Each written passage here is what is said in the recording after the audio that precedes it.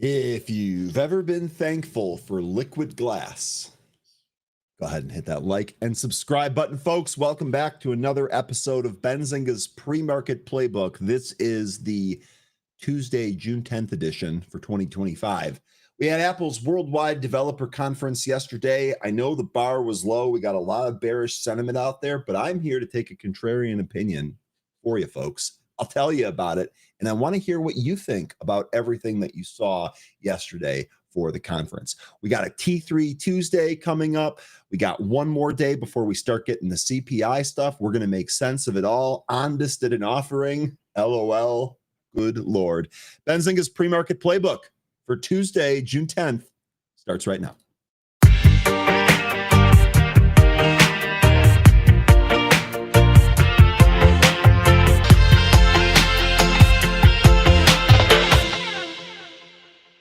Good morning and welcome back, folks. I hope that you all had a wonderful Monday evening. I know the Edmonton Oilers got absolutely smoked yesterday. That game wasn't competitive past the first half of the first period. So hopefully they'll turn that around. Anyway, glad to see a whole bunch of you making it back here today. We've got some more stuff to cover, including the big event of the day yesterday, which is Apple's Worldwide Developer Conference. We're absolutely going to take a look at that. And it's a really good timing, too, because our T3 guest here today is David Prince, and he was shorting Apple the last time we talked to him. So we're going to break that down as well. Great to see a whole bunch of returning faces here today. Kayla, first today. Good morning, Kayla. Welcome back. Paul, welcome back. It's good to see you, my man. Couch Potato, welcome back. Dermold, welcome back. Paul, by the way, I forgot. I've talked about it sometimes. I've picked up on it sometimes. What is it that you're looking at right now, Paul? Was it Hood? Was it another tech stock? Remind me what it is that you're trading right now. Dermold, good morning. This Moj, good morning. Good morning. How can I sign up for Benzinga Pro and Happy Hour? A really good question. Benzinga Pro, you can sign up for on the website, or you can reach out to James. He's adept at finding people's sales. I'll give you his contact information here in a little bit. Remind me if I get rolling and I forget. And then once you're a part of Pro, the Happy Hour just pops up at the bottom of the screen. So fairly easy. We'd love to have you there. Catherine, good morning. Welcome back. It's good to see you as always. Crimp Biscuit, same deal. Welcome back. Sun-Kissed Yogi, welcome back. Good to see you again as always. Zach McCracken, what a name. I absolutely love it. Good evening from summer. You're in Greece. That's right. You're on vacation. Oh, I bet it's beautiful there. Enjoy your summer and enjoy your vacation. Zach McCracken. Jim, good morning. This Moj saying, hit the like, guys, while we're waiting. Actually, that's true. The earlier, I should say, that you hit the like button, I believe that has a positive effect on the algorithm. So I think your like is actually worth more if it's early in the stream. I'll have to check with my producer on that. But nonetheless, hit the like. This Moj, appreciate you. Chuck, good morning. Welcome back. Catherine, what are we going to do with KLTO? We're going to talk about that here today. That was the wild mover yesterday. We're going to take a look and see if there's another trade here today. Brandy, good morning. Welcome back. It's great to see you as always. Yassine, welcome back. Day Trader, good to see you as always. Big Bees, welcome back. Bernhard, E-Rock, Allsorts, welcome back. King Has, welcome back. Josh, ETH is ripping. Exactly. Now, here's the thing. I told you guys that I sold my Bitcoin and I was waiting for it to go back to 70K. I sold most of it. I actually will always still have some, so I'll never have nothing, but it's very, very small. It's nothing to get excited about. I did keep my Ethereum, however. That's having a great day. Love to see it. Graph, good morning. Welcome back. King Has, welcome back. Zoo, welcome back. ADL, welcome back. All sorts. Apple event looked like an Android event from 5 years ago. Damn, that's some hard-hitting insults right there, all sorts. We're going to talk about it, though. I've got a different opinion there for you. Ryan, good morning. It's great to see you. Gringo, good morning. Quantum, good morning. Whisk, good morning. Rooster, Dave Trader, Brian, good morning. Kerching, good morning. Harley and Dan, good morning. Paul says, might be the wrong Paul. I've mainly been trading futures. No, I'm probably just screwed it up. Good to know you're trading futures. Let me know where you think the market goes here today. Looks like we are up off the lows from the pre-market. Laura in Florida. I love the rhymes. Good morning, Laura. DCL, welcome back. Good to see you again. Chuck, welcome back. Hoot, welcome back. ATL Russ, let's go. Always locked in. Appreciate you. Eric, welcome back. XE Media, welcome back. Pete, welcome back. VK, welcome back. Oh, Zach, I live here. I forgot about that. You live it. See, I think the name change is what got me, but nonetheless, enjoy it. It's beautiful out there. CA Forsman, welcome back. Matthew, welcome back. And Quantum Vortex, go Panthers, another win in the books. I'll tell you what, they look really strong. I want McDavid to get his first Stanley Cup. I don't know if this is going to be the year, though, Quantum Vortex, because those Florida Panthers are a strong team. Sideshow, good morning. Brandy bought the dip in Ondist after taking some profit last week. Diluting dropped it a bit. We're going to talk about that. As well. I'll give you my breakdown on that. All right, let's go ahead and take a look at the SPY. Let's get this show on the road or underway. WTF? Anyway, let's go ahead and take a look at SPY. Here it is. First things first. So we're pretty much again in the same area. We really didn't do anything yesterday in terms of work towards a new technical level or a breakdown from a previous support level. We do have what feels like a topping market here because we've traded up pretty quickly. And now we're kind of getting these what feel like neutral candles. I mean, they almost look like dojis here on the day chart, but they're very, very tight range. We're clearly using 600 as resistance. Yesterday in the after hours, the high print was 602.64. We came all the way back in the pre-market here to 597.88, so 598. Really a 4-point range there. Not a whole lot happened. So to me, this says two things. Number one, it says we're getting a little tired up here, which means we're going to need a substantial catalyst to move higher from where we're at. And B, it also looks like we might be setting up for a bit of a reversal. Easy for me to say. And tomorrow, don't forget, we have that CPI print, which has moved the market in the past. It's reasonable to assume it's going to do it again here. So it seems like the market's kind of waiting for CPI. That would make complete sense. Remember, we got the PPI after that as well. So that's kind of what we're waiting for here. We'll see which direction we go. The WWDC, the Worldwide Developer Conference, not the catalyst that we needed in order to take this higher. So we'll see if we inevitably get that catalyst. Your key levels here, they're pretty much going to be the same. First of all, we want to take a look at that 602.64 level. I understand it was an after hours high, but it's really the high end of the range that the market's been at recently. And then, of course, 613.23, although I don't think we're going to get anywhere near that here today. Obviously, the round 600 number is always going to come into play, but don't forget about that 593 to 595 level. Maybe also even 597 if we trade back down there. So we'll see. I don't think we're getting anywhere near the 582 or the 200 this week. I guess we'll see what happens after CPI. But that feels like it's kind of waiting for that. So we'll be patient as well, and we'll try to react to the data that we get. Now, let's go ahead and take a look at some of the stories here. I do want to start off with a couple of insights, and then we're going to dive right into Apple. Trade discussions between the U.S. and China delegations are set to continue today in London. In fact, I think they're starting that right now. Or they showed pictures of Lutnick and I think Greer, one of the other ones, driving up to get those things started. So I believe that they are ongoing right now. Following the initial talks on Monday, President Trump addressed reporters from the White House stating, "We are doing well with China. China's not easy. I'm only getting good reports," end quote. We'll see if that materializes into a report that actually is substantial and sticks and causes the market to move. So far, nothing yet. The 10-year Treasury yielded 4.45, and the 2-year was at 3.98. Great to see those coming in a little bit.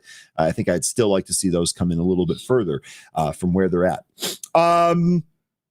Let's see if there was anything else in here. Not really. It was just kind of a muted day. Let's go to some of the insights here. The U.S. economy and stock market face a confluence of challenges in the second half of the year. That's from Charles Schwab, analyst, and its multi-year outlook. Quote, tariff-induced inflation, fiscal imbalances, and signs of labor market cooling contribute to an environment of heightened uncertainty and instability. Now, this is important because we're going to get our CPI print tomorrow, and we suspect that the CPI print would still be all right. I don't think this is the one that the inflation doom and, or excuse me, the tariff inflation doom and gloomers are waiting for. I don't think you're going to get that tomorrow. It remains to be seen if we're going to get that at all. But I think tomorrow should be a pretty safe print. We'll see. However, with stocks nearing all-time highs, quote, the bar is relatively high for the market in the second half of the year, end quote. And that's an interesting one, right? If some of these earnings reports, which we kind of agreed that the bar was lowered for, now that they've beaten them, if that bar gets higher to reach, and we really don't have a very positive catalyst, are we going to be able to reach those on the next earnings? That also might be our catalyst down. The note also explained that there were possibilities for things to right with tariffs rates edging lower and the labor market stabilizing and inflation remaining under control. However, the firm had low conviction in understanding and predicting where the day-to-day news flow could head. Okay, guess what? Welcome to our world, right? It is kind of tough to go from day to day. Some of us who have been actually able to trade that have done pretty well, but I'm not sure if there's necessarily a rhyme or reason there. You pretty much just have to take on risk and then manage your risk accordingly. Quote, for now, investor sentiment and positive earnings growth are supports, whereas stretched valuations and growth negative tariffs policy are hindrances. And that's what we talk about quite a bit here. I mean, the stretched valuations is a discussion that we've had ad nauseum here about a bunch of different stocks, including ones that we all love or the market loves. Nonetheless, those stretched valuations, probably one of the big things leading to the desire for a market pullback. At least it was at the top of my list. Really wanted to get some of those quality companies at discounted prices, but I digress here. The note also highlighted that investors should continue to embrace diversification across and within asset classes, especially given the dominance of the market outside the U.S. Now, this is really important because, again, being able to move away from where all of this concentration was and find some really kind of good setups in other names, that would be ideal, especially for those that have a little bit longer time horizon. I hope to continue to see that. Sorry, just making sure that, and there's no other news there. Okay. I continue. Oh, then here, sorry, I skipped over this. Meanwhile, senior economist Jeremy Siegel said in his wisdom tree note that investor sentiment was benefiting from signals of progress or at least a pause on the U.S.-China trade tensions. That the downside of that, that's definitely true. The downside of that is it seems like we're loading up the importance on this. So you better hope that you get that right. Otherwise, the market's going to reprice that. Quote, I continue to believe the market can digest tariffs of 10% across the board and 30% for China with limited sector-specific increases like aluminum at 50%. Siegel added that looking ahead, the S&P 500 all-time highs are likely in the absence of major trade shocks. Risks remain, but the economy continues to show resilience. And this is one of the things that I'm kind of thinking, if we do not get these doom and gloom inflation prints, maybe not this one, but even the next one here, and we have any type of positive trade deal, I think we're going to be looking at some new highs, and I think we're going to be doing that fast. Remember, we've talked about this recent rally being very, very hated. Boy, if we don't get a pullback, you want to see a really hated rally? We're gonna ratchet that up a little. Now, I don't know what's going to happen, so I'm going to be prepared for both outcomes. I think that's a smart thing that we all should do here. Shouldn't get too excited, and we'll continue to take a look at the information that we get on a regular basis and try to set up the smartest possible trade plan. Now, let me go back to the chart here, and we're going to start with the Apple chart. Now, I know some of you folks probably don't really care for Apple, or maybe you find it boring. This is, without a doubt, my longest hold, my best investment. I actually begged and pleaded with my mom to invest in some of this on her own, and she's up 6 figures on that investment, so thank God. So there's a special place in my heart for Apple. It's a really, really important stock. And I know there's been a lot of disappointment recently, and rightfully so. I totally get it. But I'm going to break down what I thought of the Worldwide Developer Conference. I have a couple of analyst quotes here. Perhaps most importantly, I want to get what you folks think about this. I want to know from Apple users and from Android users what you thought about this, where we go next here. And even if you're sad or disappointed that they did not release something that was hugely innovative, maybe take a step back and think about some of the smaller things that they did talk about and what those add up to. Looking at the chart here, I actually find it kind of interesting because we had this big move up, and then we kind of pared those gains back. Then we had the whole tariff uncertainty, which really kind of shook out some more of the weak hands, which is ideal. We definitely want that, especially in Apple. You can see here that we actually dipped substantially beneath the 500-day. In fact, let me see if I can get an estimation there. Looks like we traded down 15.5% from the 500-day. That's just, I mean, we can scroll back. It hadn't been that much in a long time. I think even down here in 2023, I don't even think we were 15% away. Yeah, we were 12, 13% away. So it is a pretty substantial move. Now, we came right back to it, and we're kind of discovering the price around it, right? We're trading around this 500-day. That's given time for the 50-day to really kind of come in and meet. And obviously, the 20-day reacts a lot faster to that. The end result of all of this action here is that Apple has actually done a really good job of holding that round 200 number. So I would say as long as there's not any really bad news here, especially looking at the chart, we're probably in a pretty good technical spot. None of our indicators here, the RSI shows us right in no man's land. We're certainly not overbought or oversold. The MACD here is pretty much even. The Williams percent R is within range. So there's nothing really jumping out here at the chart other than we are at a fairly important level. So it's going to take something pretty huge to move us away from this level. Now, let's go into what they saw here, or what we saw from the Worldwide Developers Conference. And I'm going to start with this article here, and I'm going to give you my opinion on what I thought about this, because it's a little bit different than what people are saying here. From giving third-party developers access to powerful on-device models to launching real-time translations and expanding visual AI tools, Apple has tried to position itself as a major contender in the AI race while keeping privacy at the forefront. This is one thing I really don't want us to lose sight of. We've heard a lot of like Fortune 500 companies that say, hey, we're actually not going to allow you to use some of these AI tools because we have privacy concerns.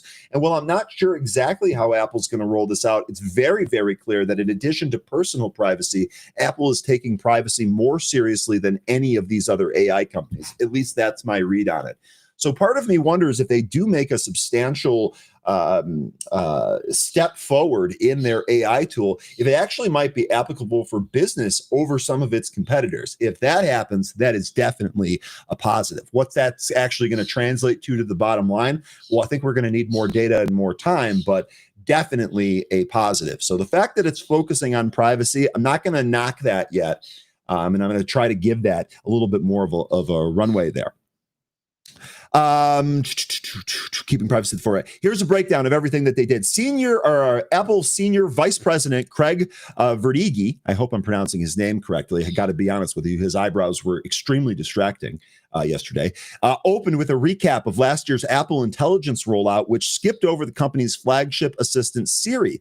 That omission remained unchanged this year, but Apple hinted that that's intentional. And here's one of those other things that's going to be the other shoe to drop. Quote, as we've shared, we're continuing to work to deliver the features that make Siri even more personal. The work needed more time to reach our high quality bar, and we look forward to sharing more about this in the coming year. So right away, he's setting the expectation that you absolutely should be expecting more AI-based features that interact with Siri later on this year. Remember, the iOS that they talked about yesterday, it's going to be available this fall. I would imagine that there's going to be more AI headlines, perhaps even leaks, about what some of this intelligence feature set is going to do for Siri.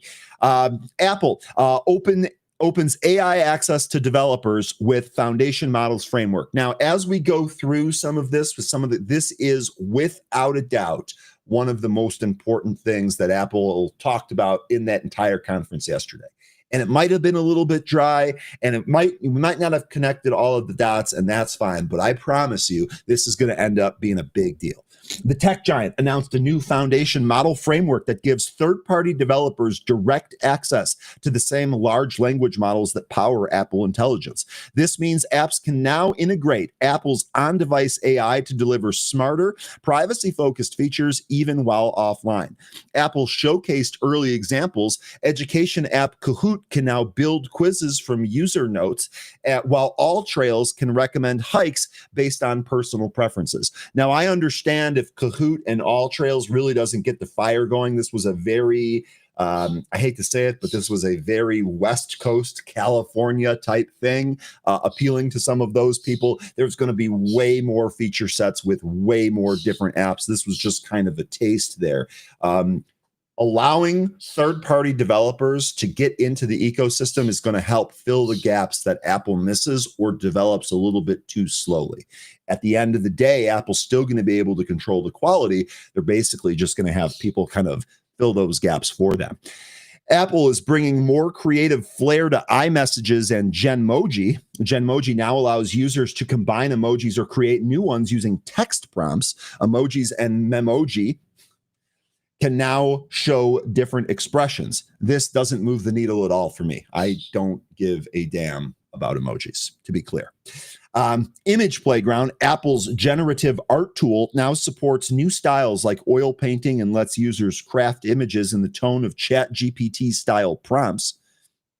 Developers can also integrate these tools into their apps using a newly released Image Playground API. Apple also reiterated its privacy-first stance. You're always in control and nothing is shared with ChatGPT without your permission.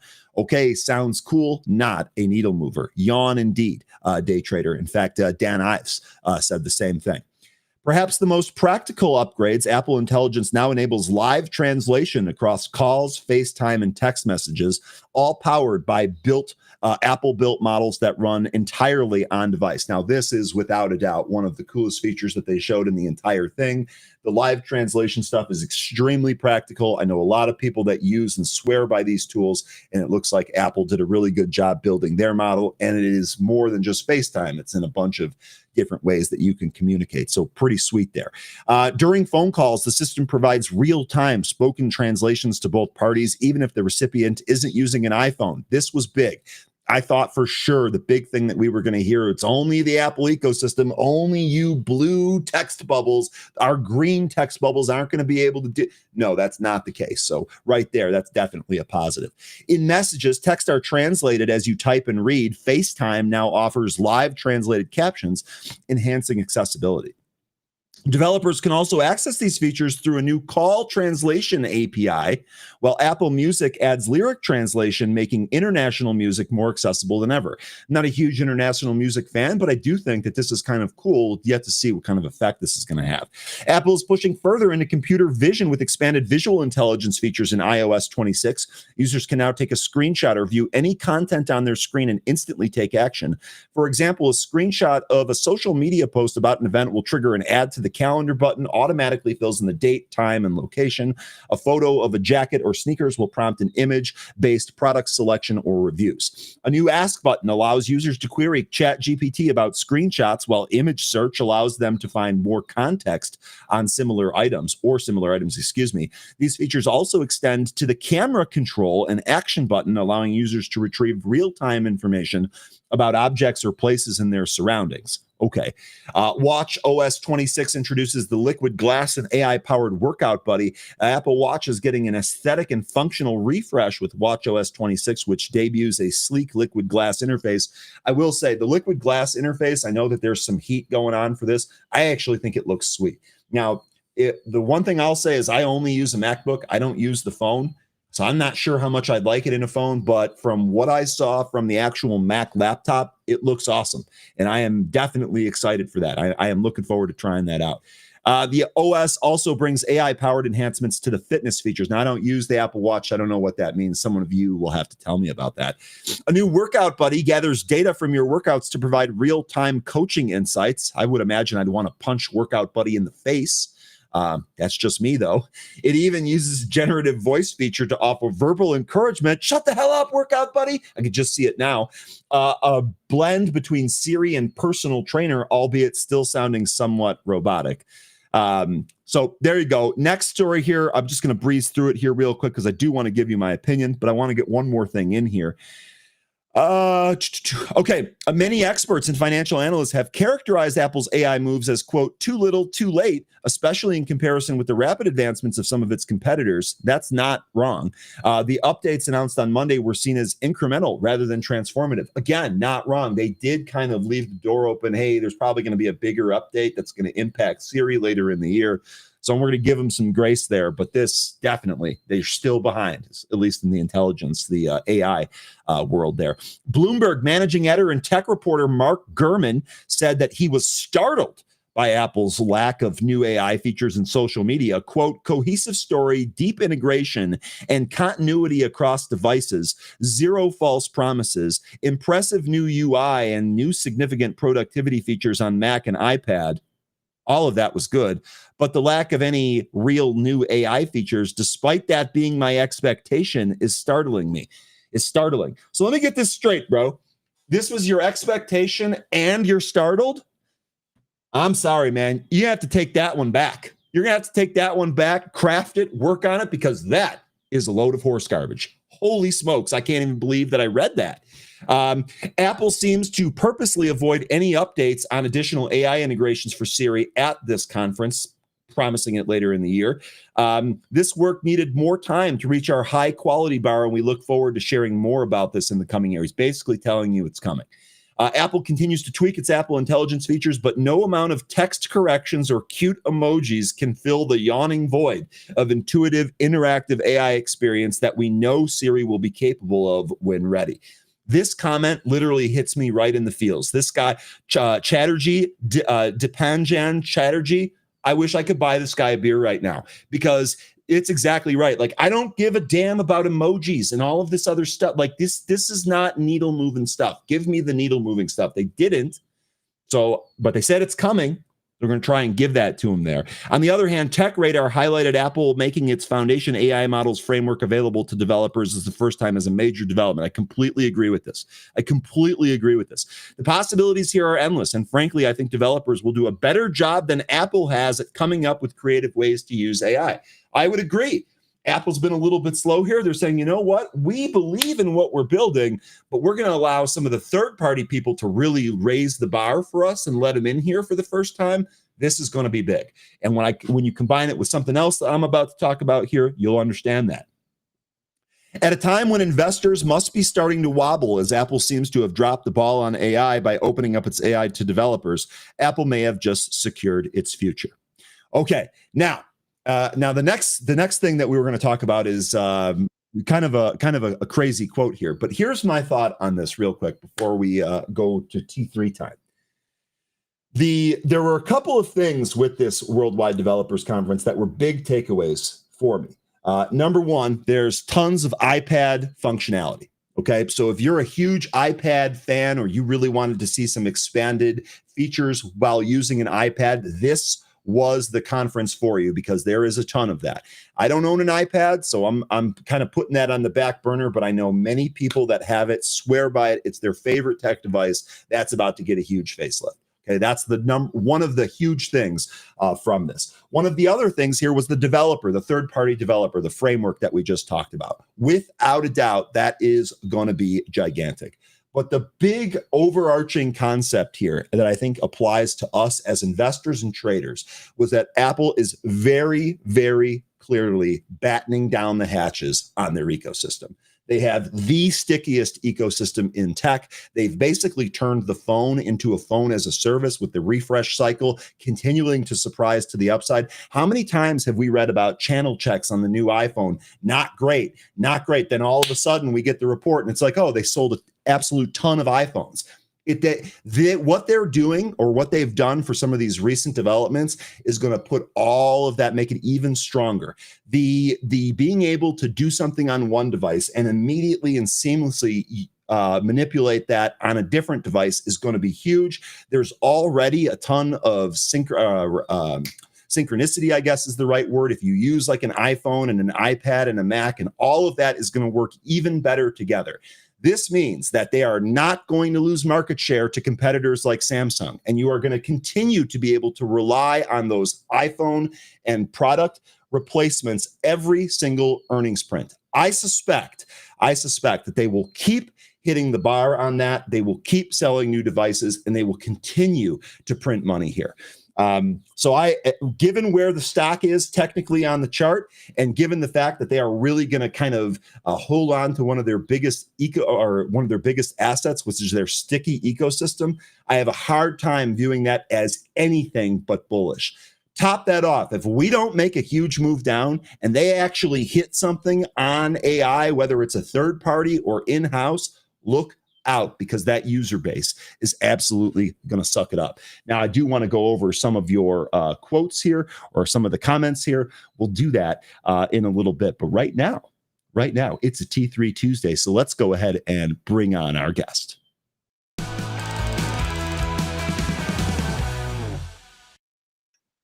David, how you doing? Happy Tuesday, my man. Hey, brother. How are you? I am doing excellent. First of all, let me just get this out of the way. Join David's free webinar on June 11th at 4:30 to learn how to find big wins starting right now. The QR code is at the top of the screen. We'll throw the link in the chat there. Okay, so I don't know how much you heard there. I guess I'm just going to start off with this, because the last time that we spoke to you, if I recall correctly, you were talking about shorting Apple. Now we got the Worldwide Developers Conference yesterday. Tell me, what do you think? Where are we at? What are we doing here with Apple? Well, first off, I want to say I agree with you 1,000%. When it comes to their core consumer, I don't think they're going to lose it, right? Their customer's not going anywhere. But when I look at a stock, especially if I'm looking as a short-term swing trader, 2, 3, 4 weeks, okay, where's the market focus? What does the market care about? I think what you're talking about, the difference is I don't think the market cares about that today. I agree with you. I think for the story to hold up over the long haul, 1,000% agree, right? They have a monopoly on your time and your presence, and they announced things yesterday that'll continue to make sure that exists. But the market obviously only cared about one thing yesterday, right? So bottom line, I think once we move on from the market only caring about AI and how they establish a presence and maybe have a new growth engine, which is obviously the issue given the multiple, then you're probably right. It's like a $220 to $30 stock again. The question is, and here's the issue to me, if the market continues to grind higher, that happens. But I do believe if we were to have any sort of 5-10% correction, no one's rushing to buy Apple, right? They're rushing to buy whatever's proven themselves via numbers this last quarter, and that's not Apple. So then I think we would see a 10, 20-point correction pretty quickly. Let me ask you, do you think that Apple ever gets to any point where it becomes the safety trade again, where if the market is selling off, people think, you know what, I'll probably be able to hide or park some funds in Apple? It's the most predictable cash flow in a way, right? Because of time, it's a more predictable cash flow company than NVIDIA. Is it growing like NVIDIA? Does it produce that type of growth cash flow? But we've seen Apple produce monstrous cash flow, like cash flow we had never seen prior to NVIDIA, for now a decade. So yeah, it'll always be a safety trade to some degree. Because I get it, China, their issues, but I don't see them. What happened with RIM, what happened with Nokia, that's not happening here unless they do something really disastrous. I completely agree. I saw nothing to show me that this is going to go the way of Nokia. And in fact, I actually saw it the opposite way. It's one thing to talk to guys like you and me who are constantly looking for an edge or constantly looking for the next trade, or even guys like me who use a damn Android device and are not going to switch to Apple. Yeah, I never switch it. Okay. But you know what? When I talk to Apple people, I can't even place the last time I talked to somebody that was even partly in the Apple ecosystem that said, you know what, I'm giving this up. My life would be upside down. I literally would not, like it would be a catastrophe. Yeah, absolutely. I don't have the time at my age to figure out how to get off Apple. Yeah, no, that actually makes a lot of sense. Time is money, especially now. Okay, so David, so let me ask you then, what are we doing going forward using Apple? How are you just not trading it at all? Is this a no touch? Like a day like yesterday, right? There was a cute short, takes out the low. I think it was like 203.90. As the event's going, they start talking about AI. It's a cute trading vehicle. They take that out, you short it, it goes down right to 201 and like 110. Beyond being a trading vehicle like that, I don't even trade it. Like, don't care. Just, especially when we have small caps joining the party now, there's enough out there to do that. To me, I'll end up missing a good trade that offers a much better risk reward. So for me, it's like, oh, Apple exists, I'll pay attention, but no, I probably won't trade it at all. Okay. Okay. Well, you just mentioned small caps there, so my ears perked up. So I'm going to ask you about that. But real quick here, my chat never fails. I literally just sat here and told you with a straight face that I've never met somebody that's getting rid of their Apple device. And guess what? Our chat is going to prove me wrong. I'm dumping my iPhone in August. Day trader, thank you. It only took one day. It only took one day for that to happen. That's actually funny. Okay, real quick. Join David's free webinar on June 11th at 4:30 to learn how to find big wins starting now. So you had just talked about some small caps there. I'm going to ask you about some more large cap tech stocks here, but tell me about the small caps, because this is one of the things that I'm definitely looking for some bigger moves. What do you got on the radar? So, and small caps is defined like some people, it used to be $1 billion, $2 billion. To me, the small caps are even these $5 and $10 billion companies, given that we have several $1 trillion companies. So just so you know, I broaden it a bit. So when I look at IWM working, I'm like, oh, okay, take a look at a firm all of a sudden working. Take a look at Upstart's chart all of a sudden working. Take a look at the smaller, less quality names like Archer that's starting to wake up. But more importantly, that's when like stories and fervor get exciting. So we obviously all know about CoreWeave. And last week, as MBIS started to get going, I said, and it was like, it was mid-40s. I said, guys, we have these big event in Paris and London coming up with NVIDIA, and MBIS is going to be making several announcements. I believe this is a new stock now. So forget the fact that it was just, like, I'm sure the people on your chat who bought it at 20, 25, 30, said, I don't even care. I think it's being completely re-rated. And at that time, would I say it's a tiny, a small cap? No, but at the time it was like, say, 8 or 9 billion still. To me, that's small enough. And the market wants that. So I said, okay, they're having a coming out party. This stock's being completely re-rated. And I think it's taking CoreWeave's position for the moment. CoreWeave was plummeting, right? We had that one day last week. And I said, look at MBIS up 7 or 8 pre the events this week. So I'm looking at names like that are having coming out parties that, we've been involved in to some degree since the low 20s. I'm looking at a Tempest AI, which previously has been a favorite of ours since, I'm not going to say the lows, about $40, ran to 80. I got light, came back into 49. I got long again, like a month ago, and recently had a big short report out, really crushed the stock, right? I think it was Spruce. Meanwhile, some of their shorts are like hymns when it was like $10. So take it for what it's worth. But more importantly, that's a bullish catalyst, right? Now you have a big short position in it. So if we do have, and by the way, it wasn't a fraud report. It was like, hey, this is overvalued and this is why, X, Y, Z. Yeah, so, and actually, if you don't mind me just jumping in here real quick, humongous shout out to our chat, because we actually had one gentleman in here that said, almost like what you said there, maybe a little bit more direct, said that Spruce Point, not the greatest. That happened on May 28th, that report that you're talking about, not the greatest. Give it a few days, I think was the exact term, and it'll be back up. Here's your candle on May 28th. Yeah. That took us to 53. 2 days later, this thing was at 63, 10 points off those lows. So you're exactly right on that. And that gave us a trading opportunity. I guess the only question I have left here, are we going to pop 70 to the upside here? So if you look, yesterday it started to get going. Here's how I look at it. I always say, okay, what's IWM doing? What's the climate? Are people stretching? And TEM isn't even that much of a stretch, right? It's been working long before IWM small caps.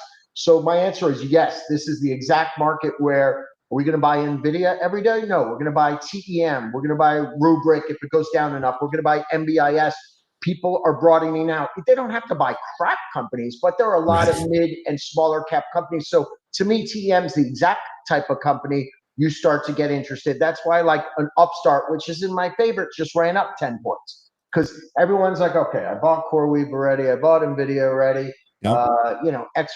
Everything had a move to some degree. Where's their alpha? What's still off highs that didn't have a miserable earnings report? We saw Snowflake recently have a monster breakout. That long-term chart on Snowflake, amazing. So I just think those are the names. They're not tiny little companies, but they're not the tried and true Mag 7 names, right? Snowflake, another one, Yep. I think has another 30, 40 points in it if this market continues higher, easily. MVD, MongoDB, another one. Oh man, that was a great one recently. Yeah, but we have this pullback to me at 80 relative strength. I'm not going to say I knew it because I actually bought calls, kind of killed it on these calls. It went up like 70, 80% and held some. If I knew it would just pull back, I would have sold all. But my point is that it was kind of obvious it was overbought. It wasn't, I would have bought a ton of stock and not options had I, not seen how overbought. Now that we've worn off some of this, we're coming into a moving average. If you look, I think it's the 100-day. I'm not looking. You're exactly right. I think this is like the perfect area to get long. So it's almost not about MongoDB, but I think that's a perfect example. These are the stocks, the TEMs, the MongoDBs that almost have nothing to do with each other. That's where the alpha is going to come from. Okay, the really cool thing about MongoDB, we had a great chart set up here. We had this 200 neckline on this inverse head and shoulders. We had the earnings coming up. That earnings pop sent us almost right to the 200-day. We backed off that moving average just like you talked about, and it does look like we might be finding some support here, about another 5 points to that 100-day. The one other stock that you mentioned in there was Affirm. And I guess the only follow-up question I have here, you take a look at Affirm. This has had a huge move recently. You want to talk about another huge move that's related? How about Sezzle? Oh my goodness, another one of the buy now, pay later leaders here. This stock's going absolutely crazy. Does this tell you anything? I missed the whole move. Say again, sorry. I'm embarrassed to admit I missed the whole move. Let me ask you. You might get another shot at that. Does the buy now, pay laters moving like this, does this tell you anything about the consumer that you then read through to the broader market, or no? No, and I think it's a little confusing because it's counterintuitive, right? When people use the product itself, buy now, pay later as a concept, you think of it as a positive, right? They garner more market share and more revenue. But when it becomes too popular, it's actually a sign of a slowdown, right? And the key number you really look at is non-payment or late payment. So it's tough. You kind of want them to grow quickly, but not to a level that insinuates we're actually about to go into a monster slowdown. That's how I look at it, because that will always outweigh the growth, because people ultimately will be looking at non-payment and late payment, which has a disastrous effect for companies like this that are somewhat leveraged. Yeah. So I don't read into it too much, especially because if it grows too quickly, usually it means they're not going to get paid on a lot of that business. Yeah, and that's kind of what I'm going to here. Like if more consumers are using this, how is their financial situation really? N here from the chat says buy now, pay later on food delivery. Yeah, I didn't like that line when I saw that. I saw that 4 weeks ago. He or she is onto something. And by the way, within that article, it said a lot of those people are paying late. That those same people using it to buy food are paying late. So no, that's not that bullish long term, right? Even though the stocks may like it for a day or two. So you have to take it with a grain of salt.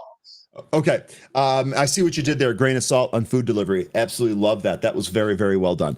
Okay. The other thing that I wanted to ask you about real quick here was going to be Meta and NVIDIA. You had talked about these before. I know you just talked about maybe diversifying into some other stocks that maybe aren't some of these large caps. Are you doing anything with these at all? Is the trade just kind of over? What are your thoughts on some of this? My exact book.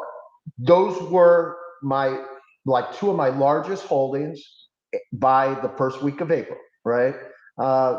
April is past, so it's not like a victory lap, but that's where I saw meat on the bone. I'm like, wow, this isn't 10 or 20%. I might make 50 or 100%. So NVIDIA I bought aggressively at 86 and 93. Did I sell and hold it to 140? Not even close. About 115 to 125. I was out of all. And Meta at 480 to 500. Same thing by METU. But by the time it was 575, 600 out. So the answer is, as trades short, but to quote myself, what I said, and we played it a couple times, I'm not in it now, as I said, with NVIDIA hanging around 140, trying to figure out if it needs to pull back or actually test those highs. I said this on my chat, I said, some of you are going to get pissed off, but this is how I feel, and I feel strongly about that, about this. AMD at 110 is not the quality company. It's not the earnings growth. but it is positively, in my view, a better risk reward over the next 3 months. Sure. If you're strictly looking at gains versus potential losses, then NVIDIA. And I have to be careful because I'm like, oh, some people, but that's how I look at Meta and NVIDIA. It's not that there's anything wrong with them. Is there 20% versus 10% on the upside without the same downside? And with AMD, as an example, having a new buyback, an added buyback, insider buying, and a quarter that wasn't miserable, and trading, if you're old like me, AMD's never been cheap. Since it was 5 and it ran, it basically has always carried like a dumb multiple, 50 to 100 times, right? All of a sudden, it was trading under 30 times, and even that partially because things aren't going great, but it just set up better. So what I'm doing with Meta and NVIDIA is nothing. When they pull back, they'll probably get aggressive again. But here it's like neither here nor there. It's, AMD is an opportunity. And that's how I'm looking at those two specific names. But Okay. Meta looks great, right? Trying to get over 700 this morning, and we had that AI news. So there's nothing wrong with Meta. Okay, so it sounds to me like you're taking, we're big hockey fans here, at least I am. I shouldn't speak for anyone else. So you're taking the Wayne Gretzky approach, skating to where the puck is going rather than where the puck has been for the last 6 months. Well, yes, simply because why do I care about the next 7 or 8 points in NVIDIA? It's a $140 stock. Do the math, right? So now if it were to pull back towards 130, I start to get excited again. So that's simply how I look at it. It's try and look past, is it a great company or not? And just look at risk reward. That's all I care about. Okay, I think that's real smart. Real quickly here, good question from the chat here. Ryan, if buy now, pay later is a trend, what do you think about the Chime IPO on June 12th? Have you thought about this at all? Yeah, so a couple of my buddies are, like smaller hedge funds that just play these deals. I mean, I hear nothing but pretty good things, right? So here's what I've learned, right? There's certain points with the market where all that matters is how the book's set up, right? Is it 4 times oversubscribed? Is it 20, 30 times? All I'm hearing is pretty good things about every deal. Here, let me give some added value from a guy who's one of the top IPO players in the business. 1 second. Would this be good? I'll give you a recent update. Okay. Oh, absolutely. We'll take this all day. All right, so let's do this. Chime. So we're hearing 10 times oversubscribed. The sentiment's been mixed, but we do view it as a must play in the recent IPOs. We think it's priced to work on day one, given the strong subscription levels. Voyager, we're hearing 18 times, looking very strong. ASIC looks okay. There was one people are less excited about, but it's not those. But anyway, those 3 deals, which are all, over the next few days, all looking pretty strong. And I'm trying not to outthink it and be like, the quality's less there. Because look at what just happened with Circle. The appetite is there. There hasn't been deal flow in forever. That's part of what's happened. Look at what just happened with CoreWeave when it got going. So for right now, people want new paper. It's been a lot of years without IPOs. So most of these are going to work short term. Yeah, that's real good stuff here. This CoreWeave one, I actually talked to one of my buddies who knew another buddy who had some type of connection to all of this. They said people were kind of disappointed initially, and then look what the thing did. Look what it did. That's what launched it, though, right? That perfect base, taking people out that are not long-term owners. Oh, it didn't work so good. It's soft. And those are the best setups in many ways because no one's left but true loyal shareholders. So you get that first quick move. There's no selling. They already sold. The people who were antsy, they sold at 40, right? Okay, real good stuff there, and this is very serendipitous. Thank you for doing this. You're now the second. You said this comes from a top IPO player in the game. This is now the second time this week that I've heard good things about Voyager, ticker VOYG. That IPO's tomorrow, so stick that under your hat. Okay, David, really good stuff here so far. Is there anything else here that maybe I didn't ask you about that you want to cover? Anything that you're looking at, setups, anything like that at all? MBIS really was important to me, and the one I didn't mention is, bottom line, small cap biotech has been underperforming since President Carter was in office, right? It's really been disgusting. As IWM works, there's a good shot XBI might make its final move towards the 200-day and maybe make a gap move towards 90. It just, as a betting man, if small caps are going to work, it really feels like it's time that small cap bio also joins the party. We're seeing a lot of mergers, tons of cash out there. Is it my number one go-to play? No, that would be MBIS, that would be the AMDs, that would be the TEMs.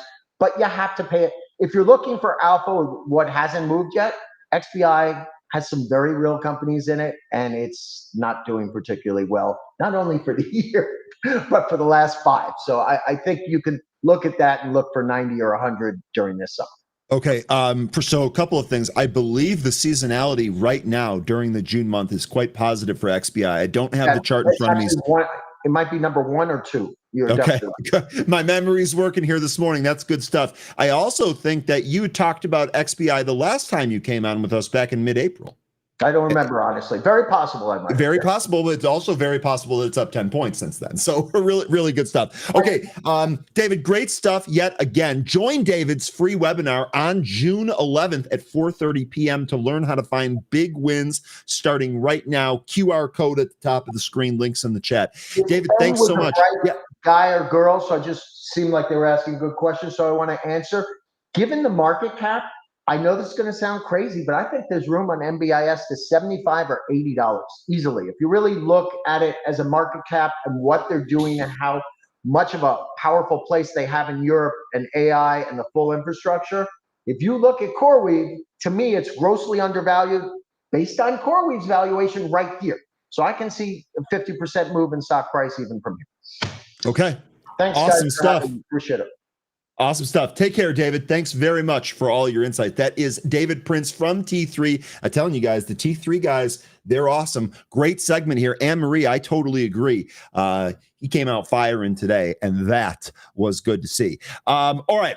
Really quickly, let me get all my stuff back in order here. Sorry about that. Okay, I do have one more thing to cover here on Apple. I wanted to get David in there. I know he's pressed for time. We'll also bring on 13.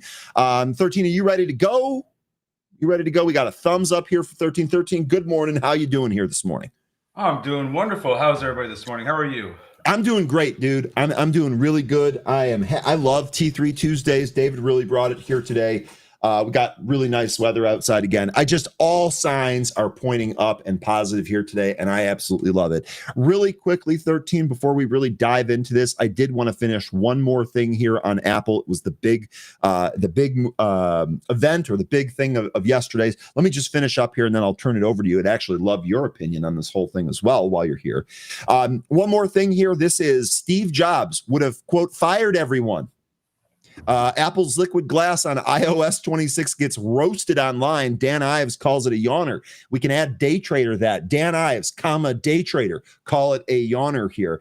iOS 2026 dubbed liquid glass is drawing sharp criticism online, and investor Ross Gerber thinks the backlash may be warranted. Ross is popping off recently. Unveiled during Apple's Worldwide Developer Conference 2025 keynote on Monday, liquid glass is a translucent reactive interface meant to make the iPhone experience more fluid and immersive.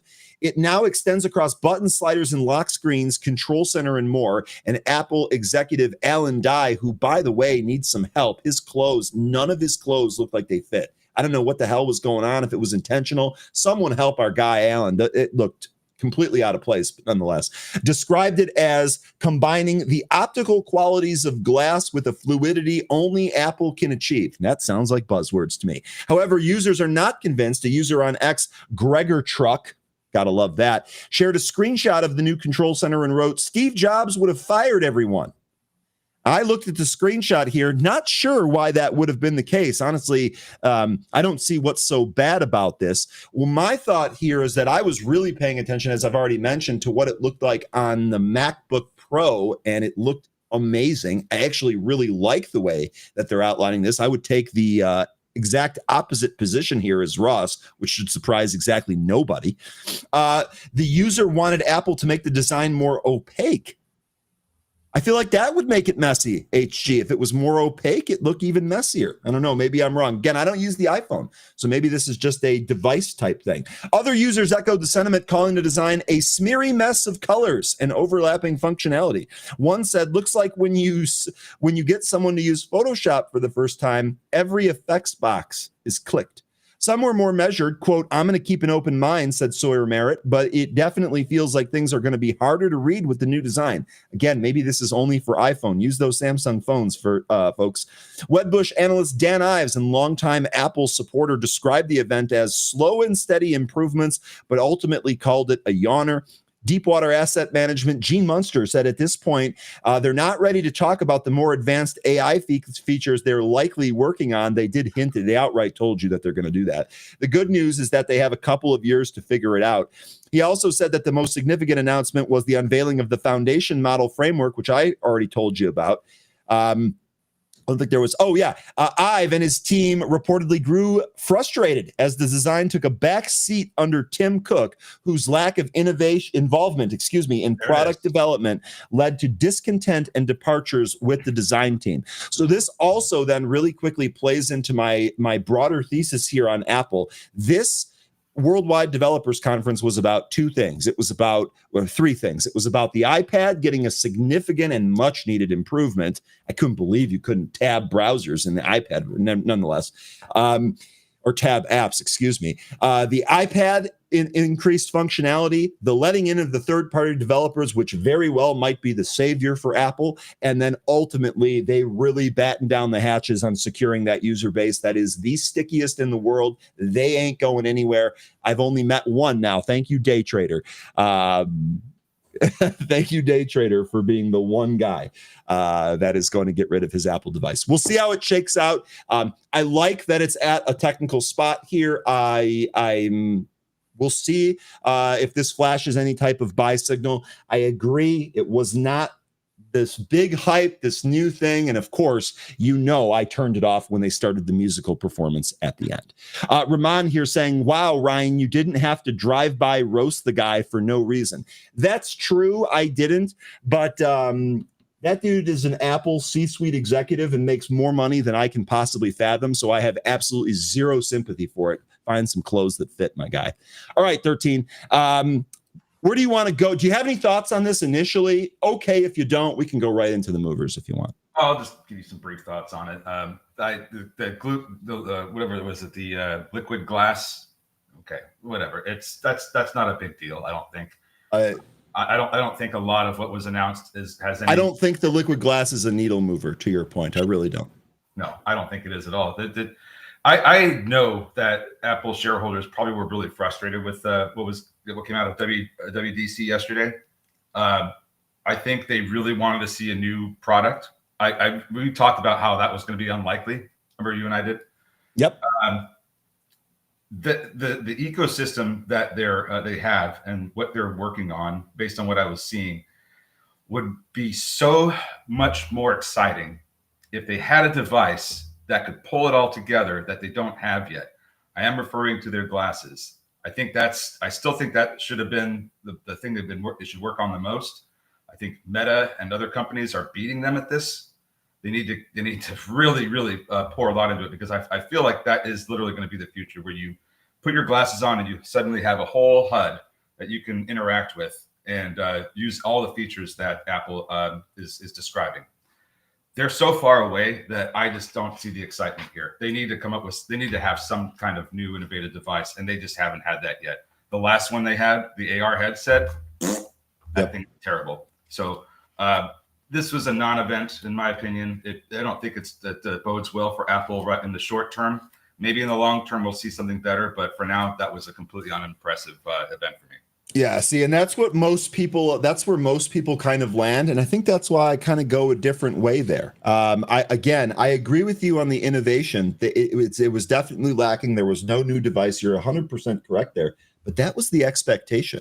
Right. So saying that we got what was expected, I'm not going to throw that in the bearish camp there. The other thing is that I believe that they made an extreme focus on their ecosystem. And I think that a lot of the different stuff that's going to happen here, it is going to be even easier to use multiple Apple devices. If they do come out with any type of good glass product or glasses product, I think that is going to use a Big Lebowski term, really tie the room together. Like the rug that got peed on. Yeah, I mean, here's the thing. Like, I think that it wasn't like where they're sitting right now. They're actually sitting at an okay spot. Again, just kind of combining this with the chart, we're kind of at a support level here that didn't really fall out of bed there. There wasn't a whole lot expected. And then they did kind of tell you, expect some more stuff here later this year. I did want to highlight one more thing here, and it's mostly because I'm an Apple noob, a self-admitted Apple noob, by the way. Let me see if I can find the comment here because I want to quote it correctly. Pete, running iOS 26 and Mac OS Tahoe as of this morning. Nice improvements. So first of all, how do you do that? I thought it wasn't supposed to be out to the fall. Maybe there's a public beta or something that only special people can get into. You let me know. I am interested in Tahoe. Again, I'm very interested in the Mac stuff. So let me know about that. Okay. All right. What do you want to do now? 13 movers? Let's do movers. Okay. How about that? Let's do that. Let me flip over to the movers tool here. We'll go ahead and get started. You know what? Let me just go ahead and get started here with the first one. It's going to be Ondas. We're going to have an update from yesterday. First of all, let me hide the drawings here real quick. First of all, and I don't normally do this. I don't like taking victory laps because I cannot guarantee what everyone else did. But holy smokes, am I happy that I walked you guys through selling some of this yesterday. I can't even tell you how happy I am that we were live on the show when this thing busted through filled my order, my second sell order here. I hope some of you followed. I really do. I hope some of you traded this on your own or with your own plan, because like I said, this thing has been up from 70 cents when we were talking about it last time at the buy zone here. You had over $2, and then in the after hours we got an offering. Now, what I will say here on this offering is that offerings should generate cash that should be used for growth. It sucks right now. Anyone that bought at $2 yesterday is waking up today extremely upset. Hopefully that was none of you.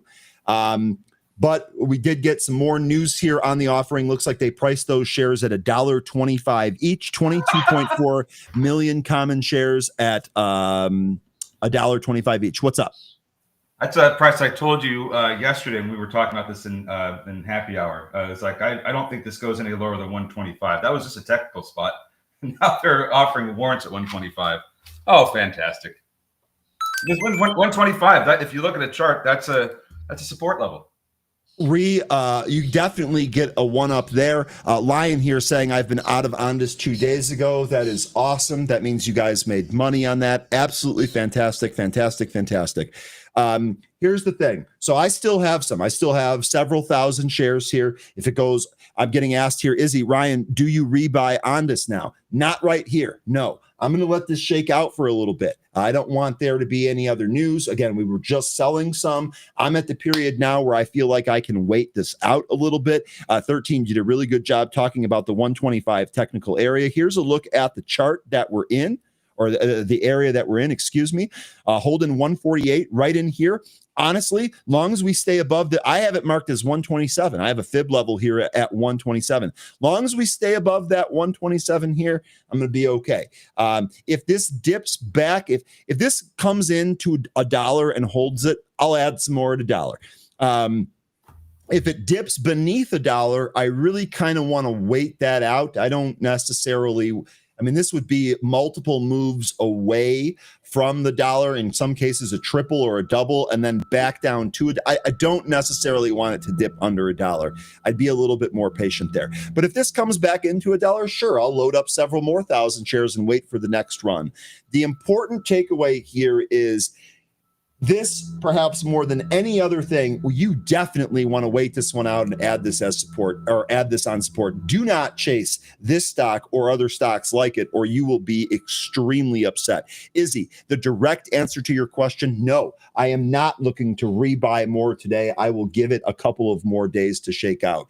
Thankfully, we were in here selling. Now, one more thing to mention. This is up off the lows here from that offering. You just got the 125 area. Maybe we stay above here, but nonetheless, that's what's going on here. Ticker ONDS. I know we talk about that one quite a bit. Now, the first mover here is going to be EVGN, and this is Evogene. This thing looks like, was this on news here? Evogene announces the completion of first-in-class foundation model for generative molecular design, developed in collaboration with Google Cloud. Definitely a good PR here. Stock is almost a double, up 78%. Quick look around the horn here, 3.33. Oops, sorry about that. Did not mean to do that. 3.33% of the float shorted here with 5 days to cover. That does, in fact, trigger the potential short squeeze level, at least on the days to cover. That days to cover comes on 363,000 shares of average volume, however. And today we've traded 50.5 million. So I'm kind of skeptical that we're not able to soak that all up. Float here, 5.34 million, 13. What do you think here of ticker EVGN? Looks like the trading action here is not great. Yeah, I know we're falling out of bed now, but this company does need cash. It has about 2 to 3 quarters left of it. One of the things that it's doing to raise capital is selling its subsidiary, Lavi Bio. That's supposed to close. Well, it may have. I don't know if it's closed already, but it's supposed to close in the second quarter. So between now and the end of this month, so that's supposed to complete. Like you said, 5.34 million shares in the float. Stock's currently going down. Great idea, great news. I expect they will hear a lot more out of this going forward if they're the first one that's apparently using a molecule design that's generative. This is a step forward in the AI, capability space. So what do I think about this? Well, I think it needs to stop selling off. Looks like the news got out of the way, but people look at their balance sheet, realize that there's not really that great finances happening there. Don't know what I didn't look and see how much they're anticipated to get from the sale of Lavi Bio, but that was something that they announced prior to their most recent earnings report, which they didn't lose as much money as they were expected to. So that's a positive. But I think we're just going to have to wait for this one to stop selling off this morning before we can start trading it. The earliest spot that we have here for support is going to be that 65 EMA on the 5-minute at 185. Yeah. That stands out like a sore thumb on the chart that I'm sharing here, 13. I think that's exactly right. Let's wait this one out, right? No reason to chase this one. Let's wait this out. All right, we do have a ton of stuff to go over here. Jay Rice mentioning that Bull is literally making news right now. Webull here popping on volume. Jay mentioning it's crypto news. Webull launches cryptocurrency hourly contract trading for U.S. retail investors via partnership with the CFTC regulated Kalshi exchange. So definitely getting some good news here on Bull. Stock is trading up by 4.1%. Looks like it is backing off some of those high. Oh, never mind. Right back onto those high. All I had to do was say that. That's all I had to do. And that then was going to make me look like a moron. Anyway, percent of float shorted here, 1.37% of the float shorted with 1 day to cover. Pretty negligible in terms of short interest. Remember, this stock being very, very popular. Humongous float, 369 million. What do you think of this news? We're basically, this is the area we were at yesterday, right? Yeah, here are the highs from yesterday and the after hours. We basically peaked above it, but we're right at that level. What do you think here on Bull? About hourly the news, the chart, where it's at, whatever you want. Hourly contracts? We're gambling now, aren't we? I mean, that sounds like that's a good way to lose money in a short period of time. Not that you couldn't already do that with options, but geez, in an hour? Well, okay. That's something I don't know enough about to really comment on. But let's see where this ends up going here. Webull. Let's say the next spot is going to be the 20-day SMA. We tested that back on May 28th, got rejected, went lower. Now we're coming back up to try and test it again, even though the 20-day SMA has also drifted lower as well. So I would be looking at that 20-day SMA. That value is at 1210. And if we do pop up to that, don't know if we're going to get a breakthrough or not, but be ready for a rejection just like we had last time. Okay. Really good stuff there on Webull. We'll see if that gives us a move here. Nice move early. We'll see what happens at the top end of this area here. Warrants are forced buy at 10 on June 30th. Thinking about it. Appreciate that. There you go. Ray here saying, dang, I was looking for $10 before considering I and Bull. Well, you might get that again. Yeah. You might get that again. Okay. And Rahman, by the way, saying, Benzinga, stop copying me. Rahman, just FYI, I actually have the producer as being first here on this message that was quote unquote copied. I'll let you and him fight that one out. Anyway, next here on the list is going to be MEGL Magic Empire. We've traded this one a whole bunch, right? Nagel, this is a previous relative volume scanner, I guess just target.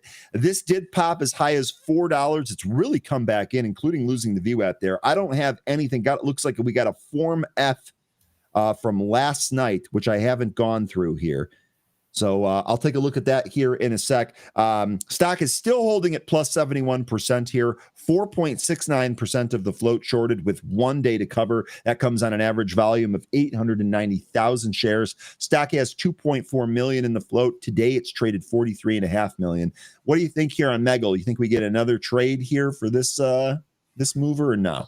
We might, but right now it's still drifting lower. We are at the 65 EMA trying to get some support, but I don't know if it's going to hold up or not. The next double I have beneath that is going to be 175. There was also something else I noticed about this, but I'm not so okay. So the 200 day SMA we've actually crossed over, and what this thing does sometimes when it touches that moving average, that exponential moving average, is that it will just come right back in and go right back to where it was. You can look at a daily chart, and every time that we've had a pop recently that's gone over the 200 EMA on the daily chart, it just comes right back in.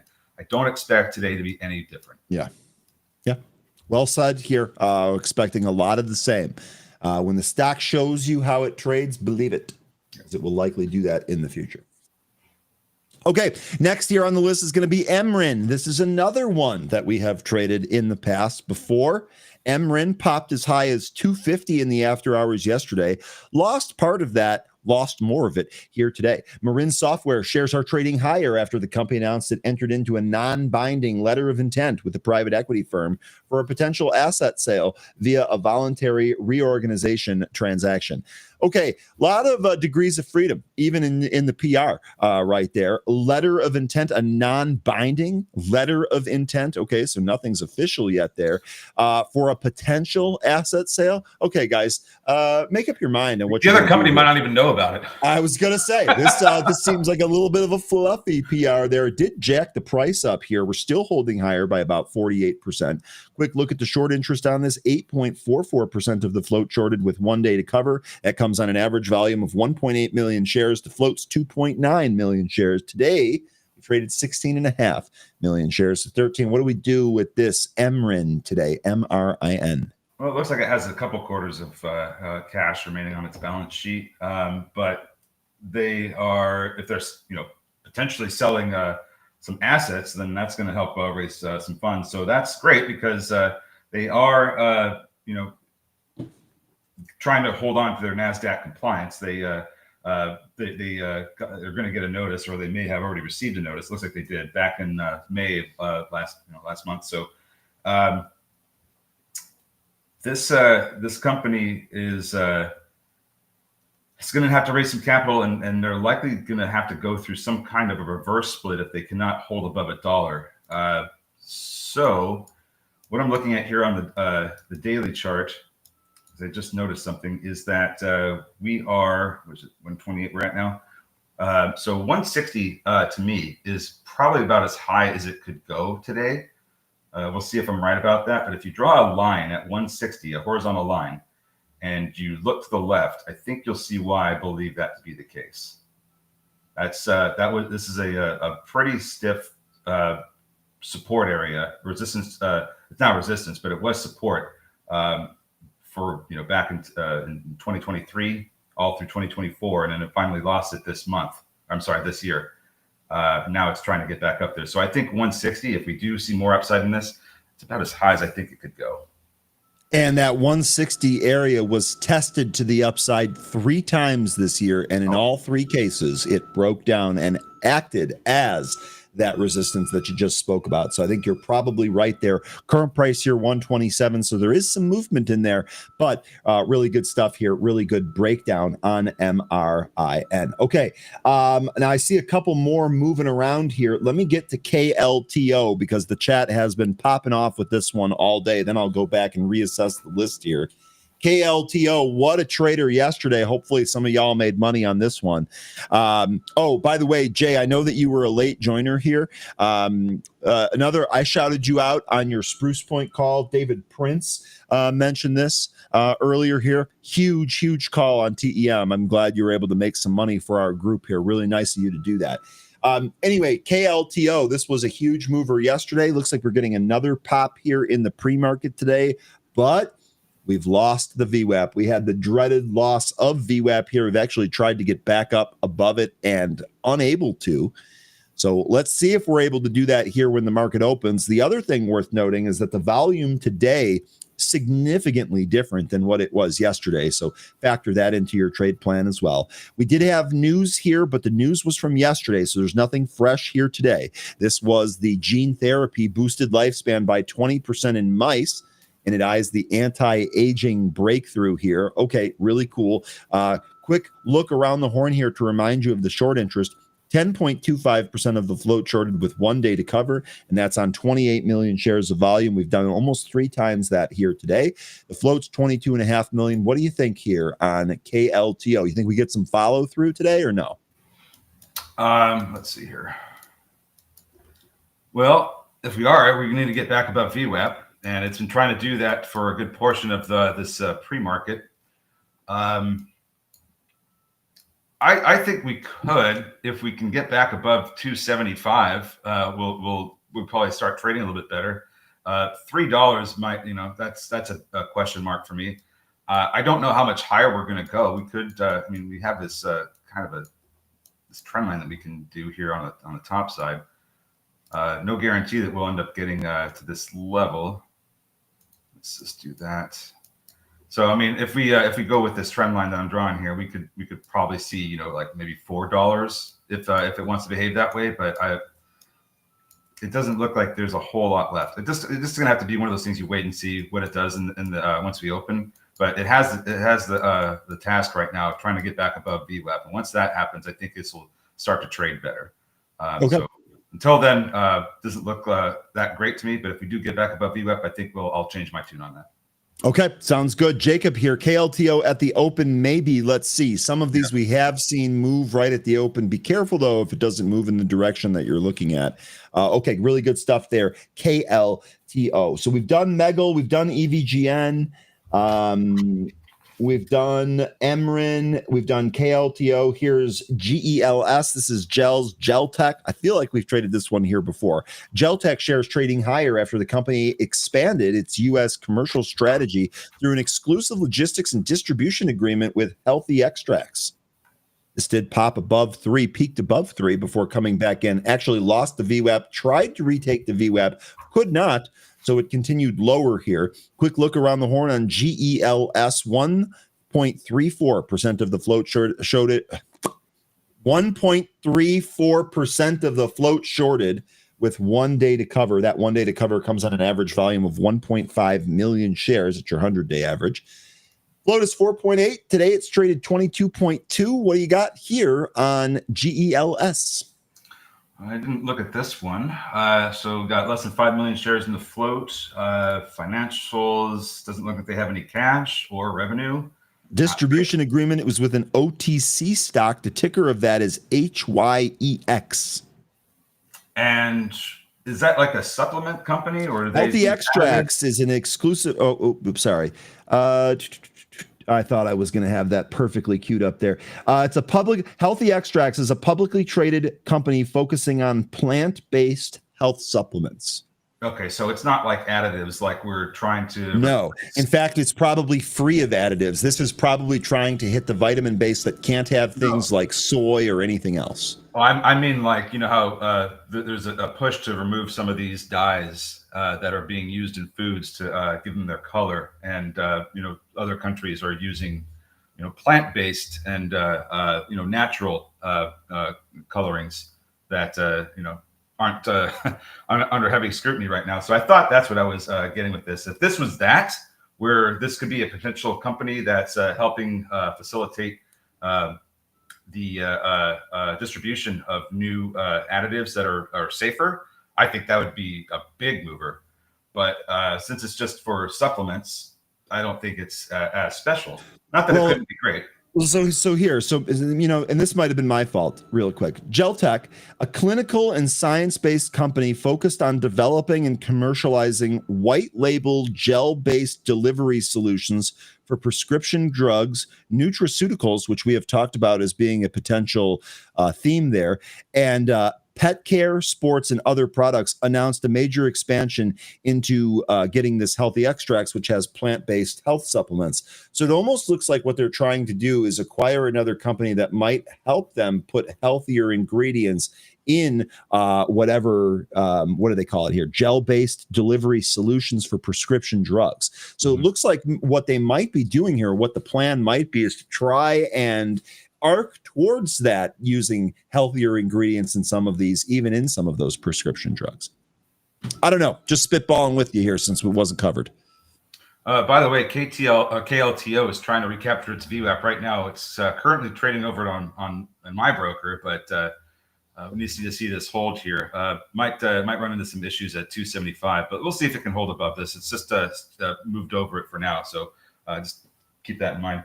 As far as Geltech goes, well, let's look at the chart. Yeah, Rahman is saying artificial food coloring is facing federal bans and may be outlawed in the U.S. Stay away from it. That's what we're saying. Right. Mm-hmm. This might be a method to stay away from that. That's exactly what we're saying here. I don't think that this company is adding artificial food coloring to anything. Yeah. Anyway. As far as Joe's go, like this looks like if it can hold above 205, it should be fine. We could start to see a turnaround here.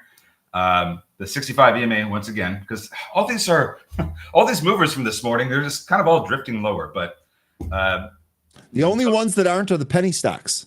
I know that several folks here are wanting to take a look at CARM. Trade them at your own risk, folks. Be careful. This one's not breaking down though. This one continuing to move to the highs on volume here. I got no news for this. So you take your pick here. I'm going to completely stay away from this. Tuna, I don't know if you're trading CARM. I can't remember if this was one that you had mentioned or if this is on any of your lists or any of that. I expect this stock to hurt some folks here today, making this move right ahead of the open. Just be careful with some of these movers today. We'll just, I think, with a lot of these, just based on the way they're behaving, I may just, kind of wait out the open, kind of just sit on my hands and see what sets up, because I'm not sure how many of these that ran this morning are going to actually come back. So. Xena, this was a mover yesterday. This had a huge pop right at the open. It's popping again here in the pre-market. But remember what this did yesterday. Historic executive order fast-tracks Xenatech's Xena drone subsidiary manufacturing and go-to-market plans for dual-use defense and commercial drones. Looks like that is as of today here. So getting another PR here, popping Xena 16%. We've seen how this one trades. Be careful with this. This might also impact some of the other drone stocks. Actually, how's RCAT doing? Look at the daily on Xena. I think that's telling me all I need to know. Holding higher here. RCAT actually looks all right here. Here, you said look at the daily on Xena. Here you go. Yeah, that's having a hard time. Great that it's back up above 5 again, but man, this is really extended. It's still extended, and it's likely going to have to come back into 4, maybe lower. So I always be careful with this one. Look at the price action it's been having over the past several days. Look at how extended we are. Maybe there is some more upside that comes up before it knifes again. So I'm just kind of throwing the warning flag out here. This thing's extended still, and just be ready with your stops. Yeah. Okay. Did you have anything else on here? I saw that INSM, this is Insamed. This moved from 72 yesterday up towards 92 here. Shares are trading higher after the company announced top-line results from its randomized, double-blind, placebo-controlled phase 2B study evaluating the efficacy and safety of one of its drugs that met its primary endpoint and all secondary efficacy endpoints. So we actually just talked to David Prince about XBI. Here's Insumed.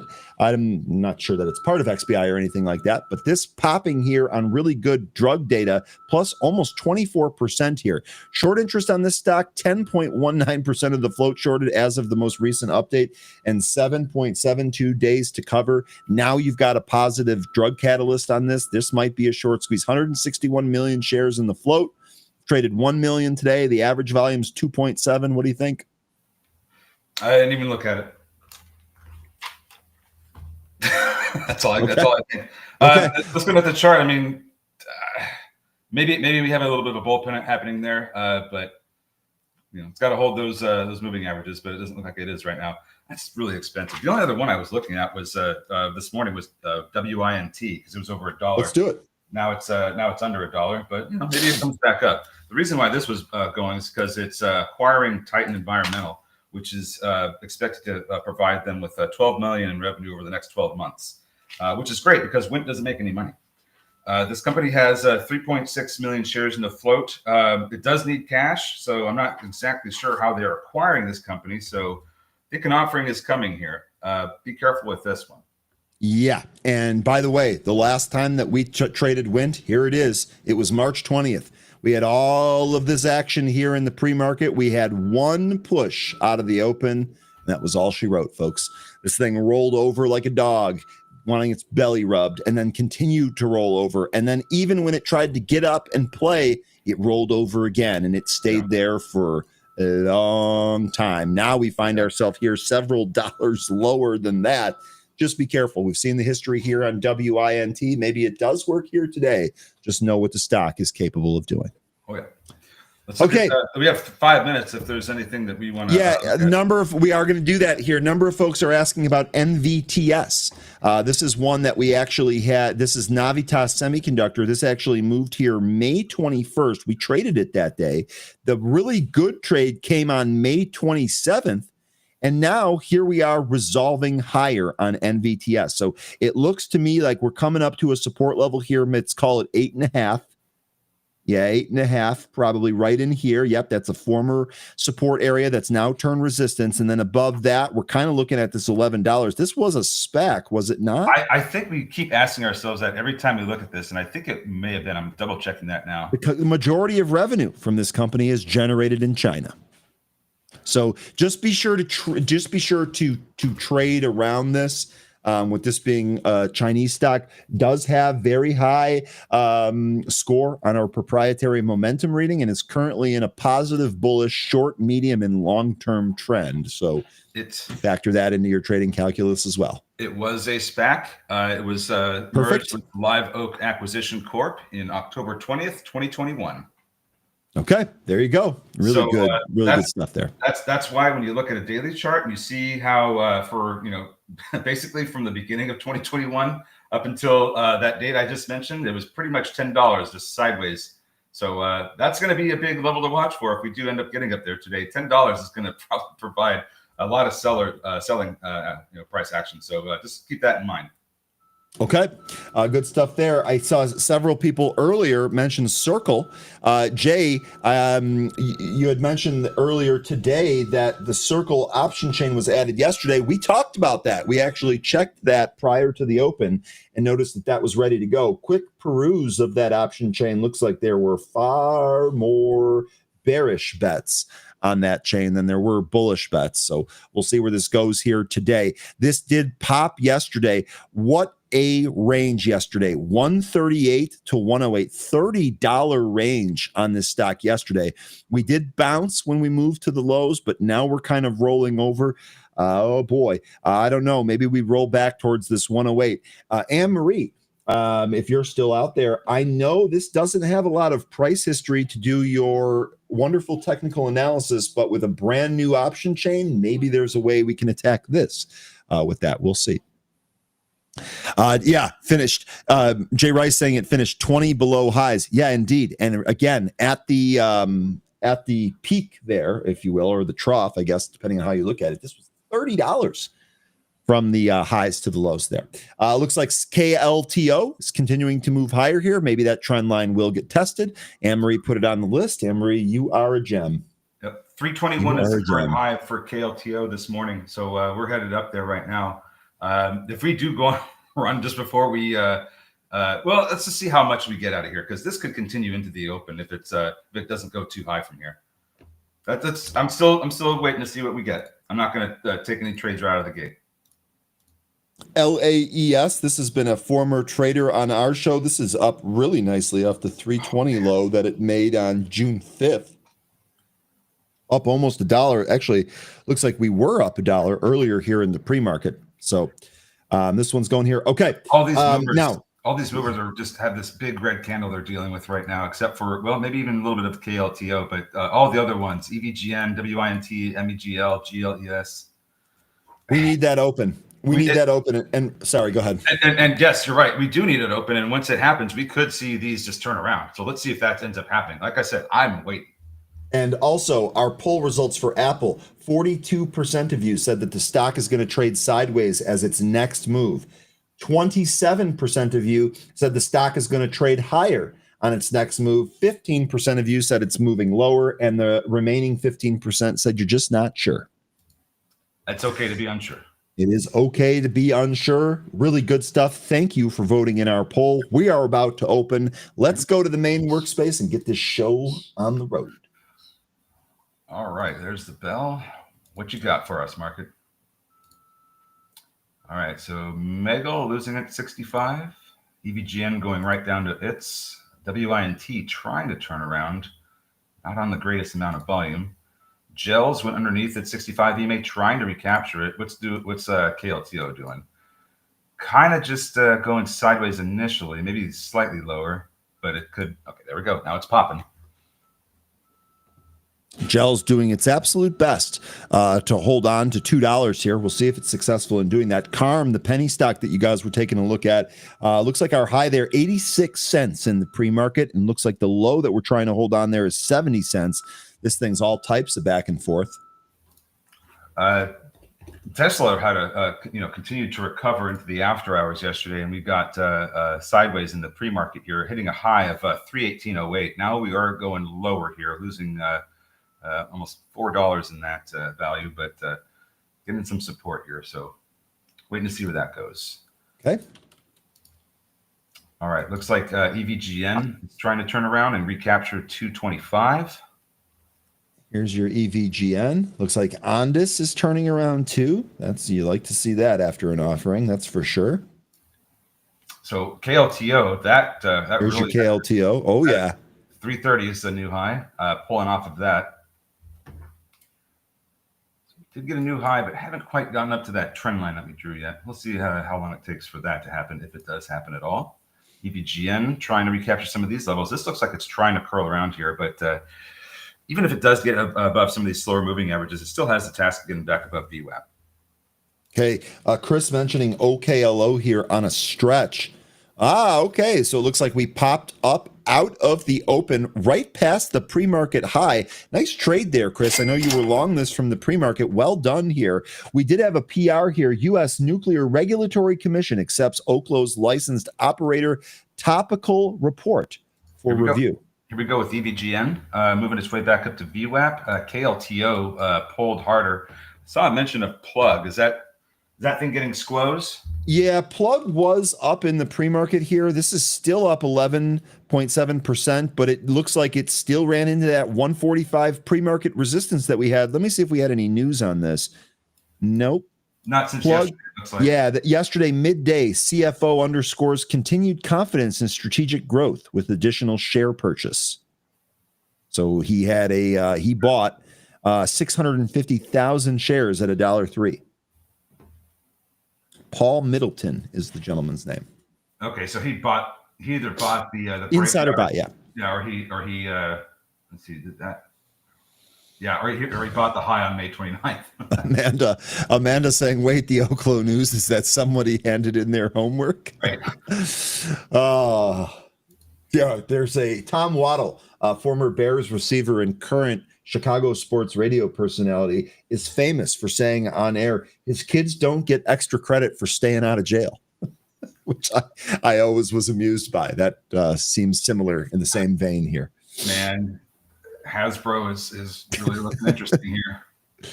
Do you want to go over that as a potential trade idea here?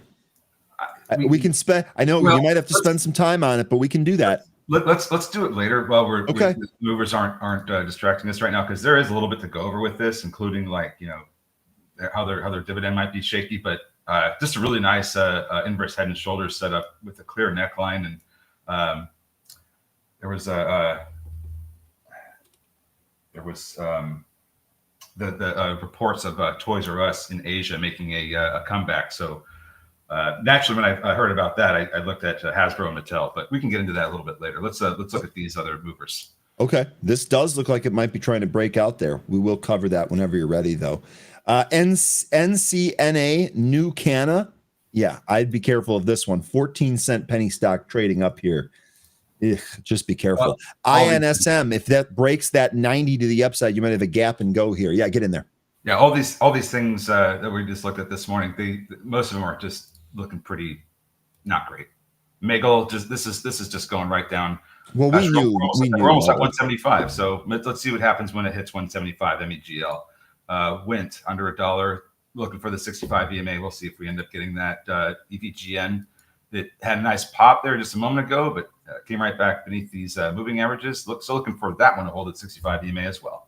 Also, CRCL here getting absolutely pummeled out of the gate here. We're moving to those lows. We are actually beneath yesterday's intraday lows. Let's see if we move towards that 100 level next. Fairchild says, how about that game 3 brawl on the ice? Let me tell you, that game 3 was not competitive after the first half of the first period.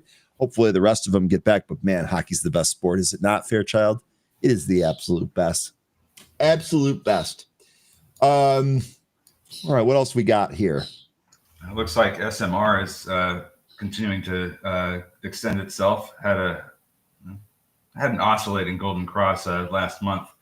If it's going to continue to trade up this trend line that we have, starting from March of 2024, going through the high of November of 2024, this is probably headed to 50, but it's also very extended. So maybe it does go to 50, but still needs to, a little bit of period of cooling off first before we get up there. Okay. It's almost at 80 RSI. Shell's still trying to turn around, getting some support from the 65 EMA. Ramon. Oh, God, Ramon, I've got something for you. You are fake news. No sport where 95% of the athletes flop more than LeBron is better than hockey. That is not, you're not even in the same zip code, my friend. Oh my God. Here, one more time. You are fake news. He'll have his time next year when the World Cup comes to the US. Hey, World Cup is awesome, but man, oh man, don't even start telling me about soccer when you got these prima donnas doing their hair and flopping left and right. Get out of here with that. That is silly. Absolutely silly. Yeah, put a helmet on. Do something. Stop flopping. Take the hair gel out. Save it for the bar. Good Lord. All right. Who mentioned this? Newegg? Smoked tuna. So Newegg, what's going on here with this one? They're on a run now. Is this coming off of? Their earnings report was over a month ago, so I don't really think it's that. But this has been on a nice run, as you pointed out. What's the situation here with this one? If you know, can they hold any of these levels? I feel like. I don't know. Because I almost feel like this recent move brought us pretty much right to a consolidation area and then stopped us there. And if it can't hold this, I think we're almost better off waiting for a retrace here. We probably will have to wait for a retrace. I don't want to buy this thing up here with an 83 RSI. I keep mentioning all these RSI levels, and they're just so extended. So none of them are really looking too attractive to me, because I don't want to, get caught chasing these at these high prices. Maybe if I'm looking, longer term, it wouldn't be too bad, but sure, not right now for me. So some of these movers, KLTO, that's still holding above its VWAP. This could make a move over 330 into a little bit here. Gel is moving now. I still think this 320, 325 area might be a spot for this KLTO to pop off here. Let's take a look at Gels, though. Is this a head fake or an actual move? We'll see. I think it could get up to 260, and then question marks abound for me. EVGN, so that's things going lower. WINT hasn't done a whole lot since it fell out of the gate. Same with MEGL, but Gels is the one that's trying to push right now, as is KLTO. Here we go. KLTO coming back up to 330. That 325 spot, that's the one to watch here. Amanda, I'm thinking the same thing here. Man, I remember getting all of my custom build parts from Newegg back in the day. I don't know who still shops there anymore. I'm always pricing Newegg versus Amazon. A lot of the times Amazon wins. By the way, Carm, the penny stock that was getting all that hype in the pre-market, sad trombone as we come back in here. Careful with these pennies. They're all ugly. eTor, this one is another one that we talked about here as the group. eTor, this actually continued to move higher, popped again here, but stopped. Seeing some call prints on this. KLTO. And KLTO continues. Yep. 351, the high now. Well, sellers at 350. We take those out. Looks like we could go to 4. They're really defending that 350 right now. That pop right through 325 sent us to 350. Yep. We'll see what happens with that battle there. Smoke Tuna, great call there on Carm, my friend. Great job. Tuna gets it done. CFRs, when you're looking for 375, that's even closer. Now, why 375? Where are you drawing this level from? I'm not saying it's wrong or anything. I'm just kind of curious where you're getting 375 from. I'm only going off the trend line that we drew, which will probably take us up to just under 4 at this stage, but let me know. Quantum names are going. Also seeing some call buying here in Rigetti. All of these look like they're making a move towards the highs here. IONQ, Rigetti, QBTS, all of them moving together. Was there quantum news that we got? I bet it was from IBM's news. I bet it was. That's just a thought. But if you look at what happened with IBM and their news feed, they set the course to build the world's first large-scale fault-tolerant quantum computer at their new IBM data center. They expect that to be ready to go by 2029. Where's Martin Shkreli now? So I was going to say, so the if you call him, he might show up. The one thing that I will say here is that this definitely looks like this is kind of more of the legitimate angle, or this news legitimizing some of these smaller quantum companies that are a little bit more volatile, I guess is the right word. Interesting stuff there. I didn't even go over that news. That gives me something else to take a look at. Well, IBM study here, businesses view AI agents as essential, not just experimental. It's really when you see the big companies that have headlines like this, the smaller names start to move because what happened with Google. No, just look what happened with Google. You started the very first thing we got was when they started talking about their Willow chips. That's when the quantum names started to run, and then they continued to go when Microsoft came out with Marijana or something like that. I don't remember the pronunciation of the name, but it starts with an M. And now we have IBM talking about a fault-tolerant quantum computer in just 4 years. QUBT new highs from when we first took a look at that. That was topping here at 1690, and now we're another 50 cents higher here. Wow. IONQ, all of these hitting the scanner. That's going to be an entire theme today.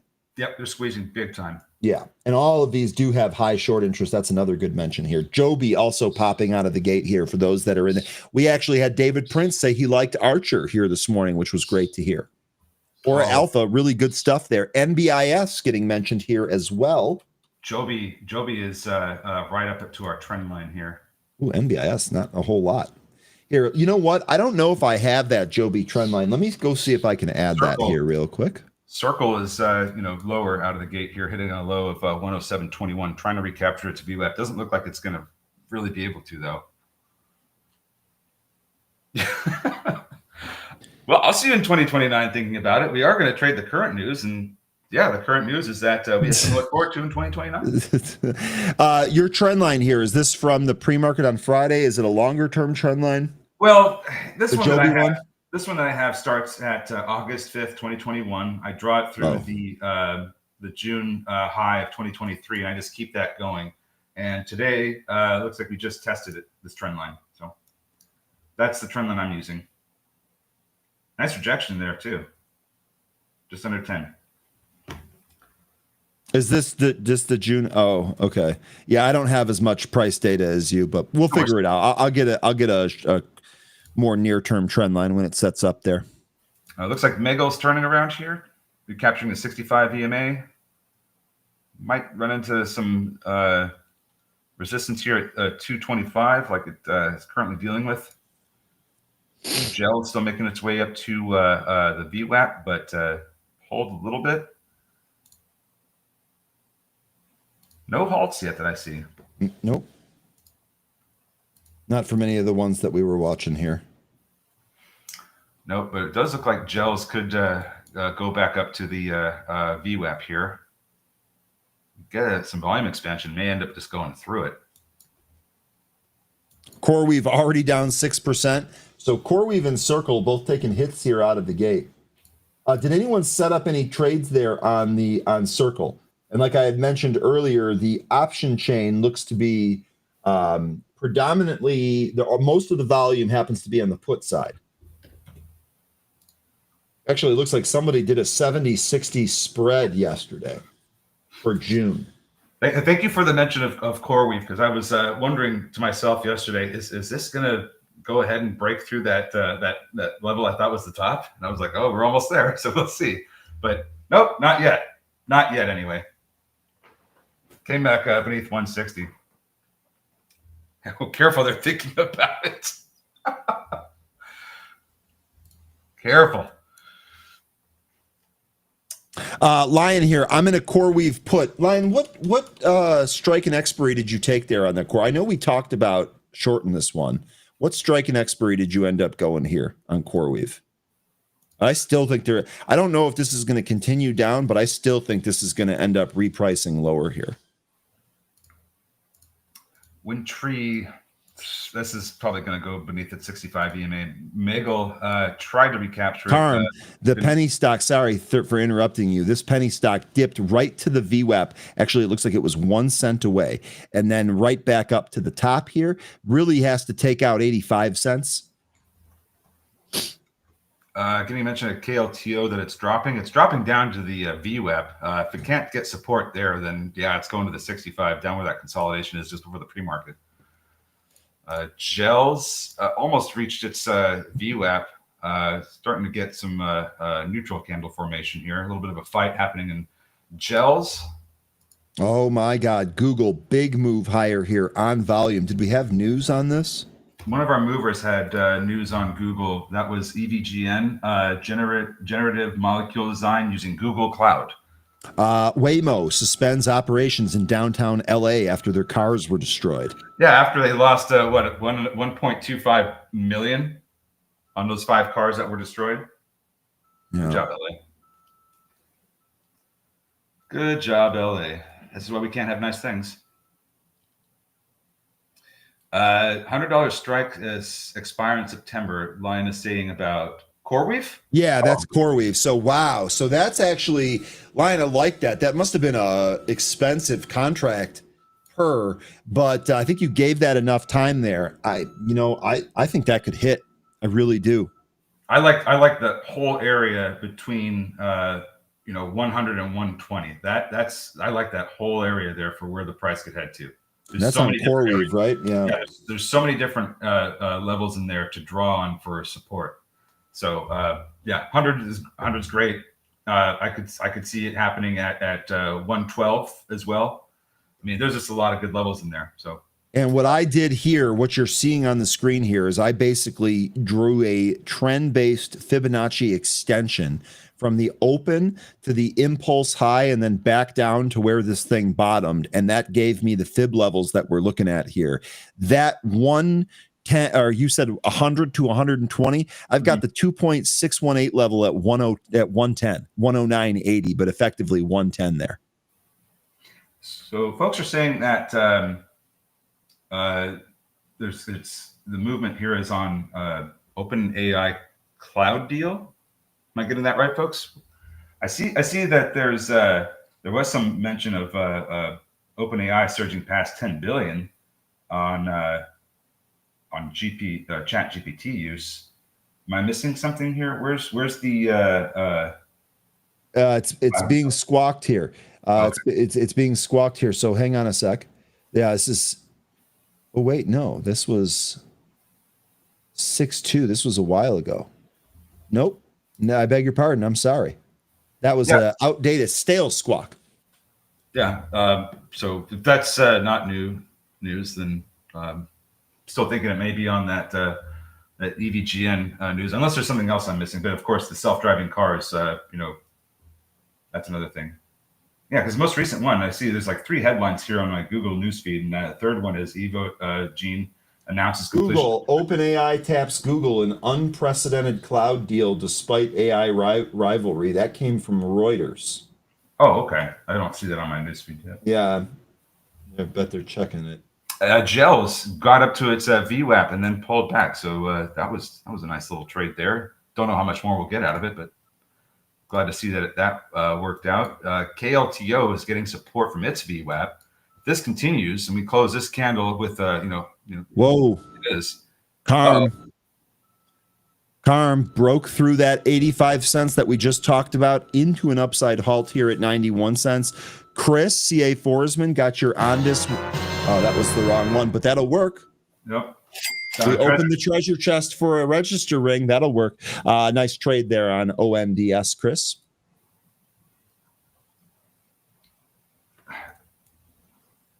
I don't know what to make of Carm here. Popped into a halt.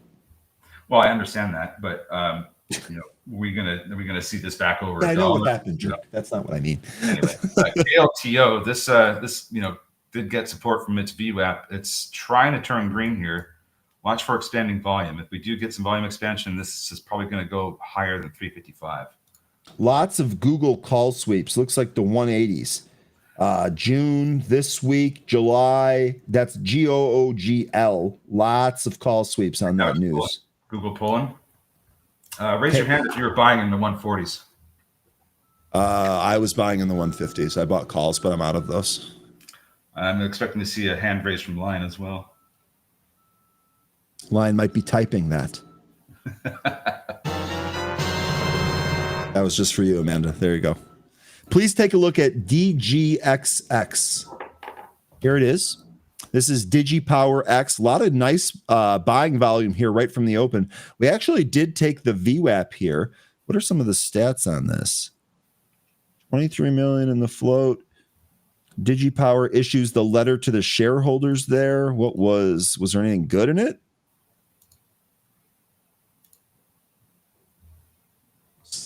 Thanking them for their belief and their support. What about the Form 6? Strategic partnership with Supermicro, ticker SMCI. Together, we're going to build AI data centers using NVIDIA-powered GPUs to be implemented in the Alabama data center facility. So it looks like there's there's a material change in here. That's probably what Carm it is. has resumed and has now joined the Dollar Club, folks. Sorry for changing gears so quickly, but this is just happening here. Popped open above $1 now. CARM.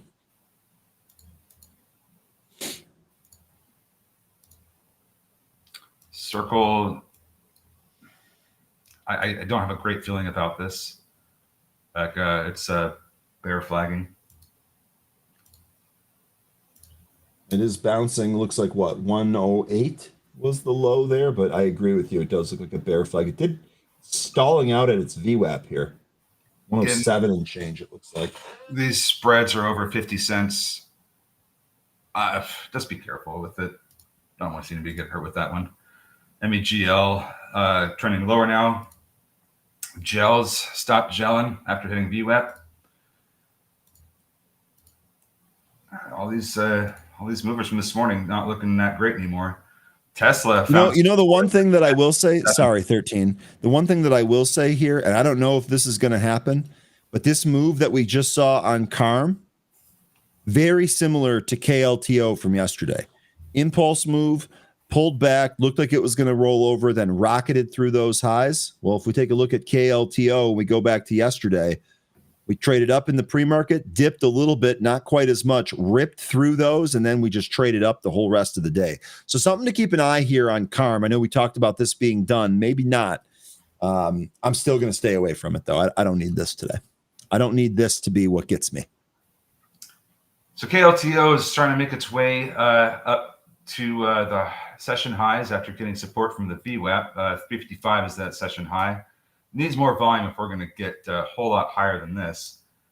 Tesla with a nice rebound off 310.67, trying to recapture VWAP. It's got this massive amount of consolidation here from the pre-market and the after hours it has to deal with. So if it can get through that, we're going to see the top side of 318. Okay. Aura Alpha, good to see you again this morning, my man. Mentioning that NBIS is struggling here. You know, the one thing to keep in mind here on NBIS, I know we talked about this with David earlier. He had a price target here of 80. That still very well might happen, but just keep this in mind with NBIS. We had a recent huge move higher. We went right to that 500-day. Now we're taking a bit of a break here. Mm-hmm. If this doesn't break down, I don't necessarily think this is bad at all. Then watch for that retest of that 54 area. Yeah, and I'm for this one, I'd be keeping an eye on the levels that were previously resistance that are now support. So $48 is going to be one of the levels I'd be keeping an eye on for support. Filling this gap and holding right here at 48, that'd be great. And Izzy, I think you're probably right. There's probably some profit taking on the buyers from yesterday or even the day before. So yep. NBIS, not terrible, even though it's pulling back. Nope, had a nice 183%. Almost 190% run since the April 7th low. So there might be people wanting to take some profit. KLTO, more new highs here. Mm-hmm. There it is. 391, almost right to our trend line. Almost there. Almost hit it. I know you sent me some more of those sounds for the soundboard. I gotta just do that. I gotta just do it. The way, work ends. The weather's so nice. I go outside. I do stuff. Man. All right, Tesla. Here we go. Trying to get its way through the consolidation from this morning. See if we can do it. It's tearing through it. 315 now. Target 13. How is that up? Probably because it was getting hammered and it's possibly a rebound. Let's take a look and see. Okay, so we did get. Okay, so here's some things that are happening with Target. We did get some sideways consolidation, so did have support kicking in. It's at a pretty important level right now after getting over its 50-day SMA. So this is going to be today could potentially be the third close above it. Looks like this is trying to recover, but I think we could probably look at, let's say, somewhere around 105 could be a resistance area if this continues to go up. But this is really starting to curl up and recover. So I'm thinking that if we do get some kind of recovery, let's look at some levels to the upside. 105 seems to stick out to me, as does 115. Tesla. 105 would be a gap fill here too. We already tried to do that and couldn't do it. Yeah, so this thing, this has been hammered, went sideways for a bit. I think you're going to see some buying, but I still don't, have a preference for this company. They're still dealing with a boycott. Yeah. They're changing their policy from DEI to off DEI, and it's that making people upset. And it's just I don't want to deal with this one right now. But it is good to see that it is trying to recover. I just don't know how much recovery it's going to have. How about the call from yesterday about consumer discretionary from Pete? Oh, Hasbro. Walmart is not having the same day as Target is.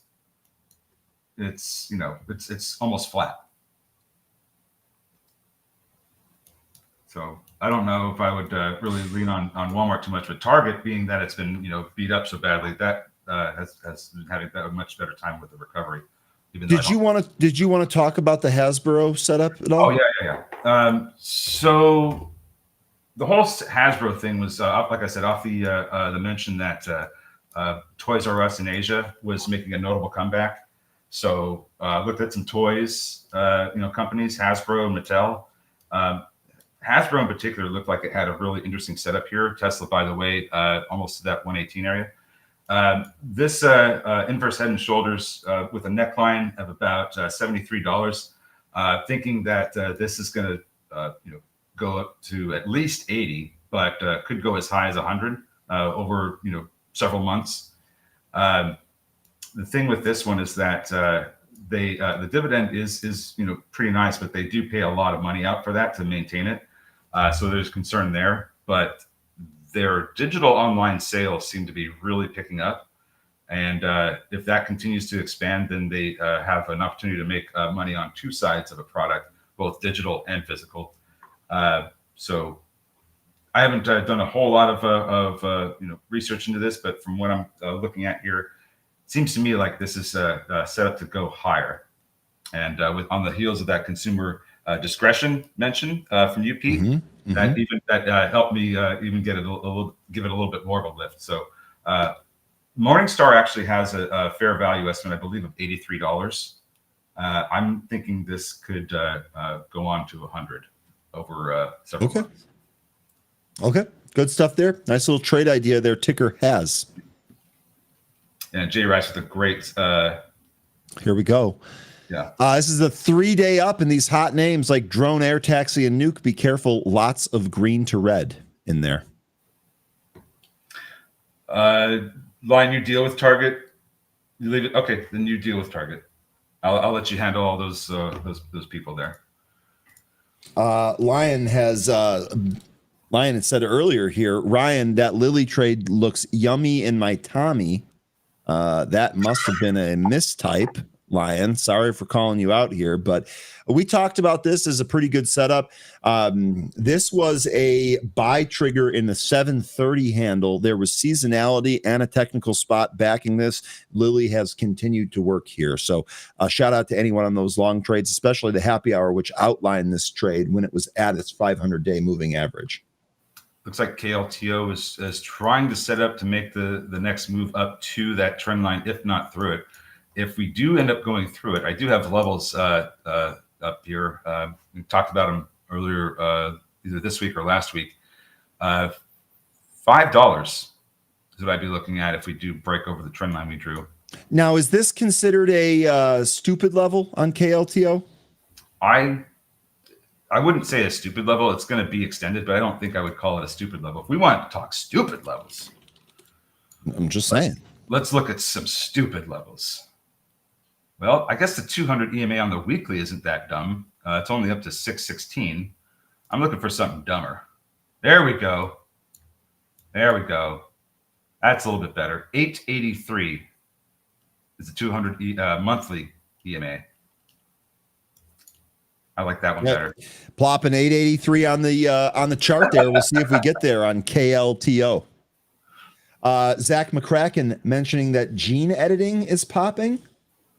Which one from that? That would be Eat It, CRISPR, NTLA. Those are the three that come to mind there. Eat It at the highs. I'll tell you what, we covered a news drop that was accompanied with option buying when this stock was $1.30. Now here we are at $2. NTLA also at the highs. Seems like these are moving up here as a theme. CRISPR also at the highs. New highs here actually on CRISPR. Interesting. That was a good mention there, Zach. What's causing this? Do we know? Was there anything, or is this just kind of they're all moving together? Oh, is it that conference? Let me check the morning update here. We had company events for today. We had the Wells Fargo Industrials Conference, Rosenblatt Technology Summit. Oh, God, we have a ton today. Consumer and Technology Conference from D.A. Davidson. That was it. Mizuho Technology. Okay, so I'm not sure what that was from. I'm not sure if that was from a conference. We do have a lot of them today, but I didn't see any that might have applied to this. Interesting, nonetheless. Sorry. Tesla almost at that pre-market high, 318.08. Tesla call buying relentless right now. Repeat calls and a lot of these strikes as this continues to move to the highs. Yeah, that was it was on sale on Friday and Thursday. Wint just popped up to its VWAP, and it's recapturing $1. Target calls, by the way, the 100 calls for September. So TEM calls, those are the 70 calls. Those are for July, the monthly contract. I don't remember who it was. I was asking about if Wint could get over $1. Well, it did, but it might be short-lived. Speaking of short-lived, the move in the quantum names. Rigetti back down from that pop. How are the rest of these going? IONQ. This one doing a better job holding up there. How about QUBT? Someone must have called Scarelli. Easy for me to say. Good Lord, Ryan. Come on. Tesla flash sale 3D? Like on the cars? Flash sale? Okay, well, hey, whatever gets sales deliveries going, right? That needs to improve. Lion says, Ryan, I told you that my English is worse than your French. I'm not sure that's possible, Lion. My French is pretty bad. You're fine, man. You're fine. We're just poking some fun here. You're great. And by the way, I don't know if you caught it there. Pete said your quotes were the best. So no reason for you to be upset. Stock sale. Okay, so the flash sale is a sale on Tesla's stock. You know, though, interestingly enough, though, that got bought. Yeah.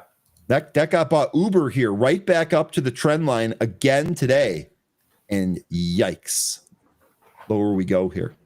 And KLTO, just waiting to see what we get with this current candle, if it's going to tick us up over 4 or not. And then I don't know what we're going to get out of this next. He didn't. Jay, he did not mention that this morning. I actually didn't get enough time to ask him about that either. That has actually, I'm pretty sure that's been a big winner since he talked about that before. We'll see if I can get the ticker right here. I did. So the first time that we talked to him about this was April 15th. Stock was here. April 15th, Tuesday, April 15th. Stock was in a 7 handle. Here we are in a 9 handle. Sure looks like this thing's going for 10, by the way. IMNM. India Mary Nancy Mary. Because I realize when I enunciate those, it might still be hard to understand. He did not mention it, though. WINT trying to recapture $1 again. You have some major construction happening there? I do. You want me to close that? Is that annoying? No, I was just wondering if everything's okay. Everything is fine. They're actually redoing some balconies here. I had mine done last year, but I'm going to step away for just 1 second. I can handle this. BRB. Okay, yeah. I was going to say, all I want you to do is tell them not to cut your internet line. They are not going to cut my internet line. They actually, shout out to these two folks. It's a guy and I think his wife or someone else. They actually do amazing work. They're really, really good, and they're not digging. So BRB, 1 second. Yeah, Club C-Dub Cell. That's what we're referring to. But anyway, WINT trying to get back over VWAP here. It is making some prints above it, but it's having a hard time holding it as well as holding $1. And KLTO still hasn't made that pop yet. Looks like volume is slowing down across the board. EVGM, this thing, let's see if it can hold 195. What else we got here? What are you looking at? Marine Corp's about to enter LA. Any tear gas companies we can look into? Nothing comes to mind for tear gas, but body cam and companies like AXON. Folks, here's another one. There's another one that you mentioned yesterday. Somebody did for policing. That might be another play to look at. But AXON would be the first thing that comes to mind when it comes to the riot control plays. Yeah, big insider buy. Actually, I think it was yesterday, Jay Rice. Wasn't that when the news we got intraday yesterday? Maybe I'm wrong. Do you have some major construction going on there? Yes, as a matter of fact, we do, but we're okay. Oh, you were thinking about that. It was funny. All right, is this going to be the KLTO move that we're waiting for? Come on. Got a lot of Digital Ally getting mentioned by C-Dub Cell. Is that on the Los Angeles stuff?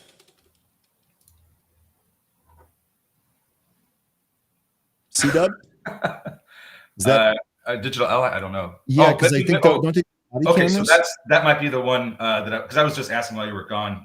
What's another one besides AXON and Digital Allies? What they mentioned. So yes, thank you very much for that. Digital video imaging and storage products for law enforcement. There we go. Raman, you know what? They're just. I mean, I've said it. It's not a secret. It's not a secret. A lot of them are junk. There are a lot of head fakes, a lot of BS, a lot of shenanigans. If you use Thinkorswim when you have a stock that's a penny stock, the ladder looks like garbage because they separated it at what, hundredths of a penny? Because it really comes down to that he watched RoboCop as a kid, and ever since then, he's not going to do anything but buy it for $1. These are the bottom of the barrel. Yep. These are the bottom of the barrel actually, stocks. A lot of them are OTC. There's a lot of other really good stuff we can go after. That's what I actually ought to do for a sound, the soundboard ideas. I'll buy that for $1. Kathy here mentioning thoughts on ARAI, which Arrive AI, which is absolutely so. Here is a trade. This is moving on volume. Was there news here? Yes, Arrive AI secures another key patent. What? Look at the daily just before you make any decisions. Another key patent for smart mailbox anchored autonomous last mile delivery solutions platform. So this is AI autonomous delivery. Here's the daily chart. Right back to 10. Yeah, so I guess I had a nice IPO, didn't it?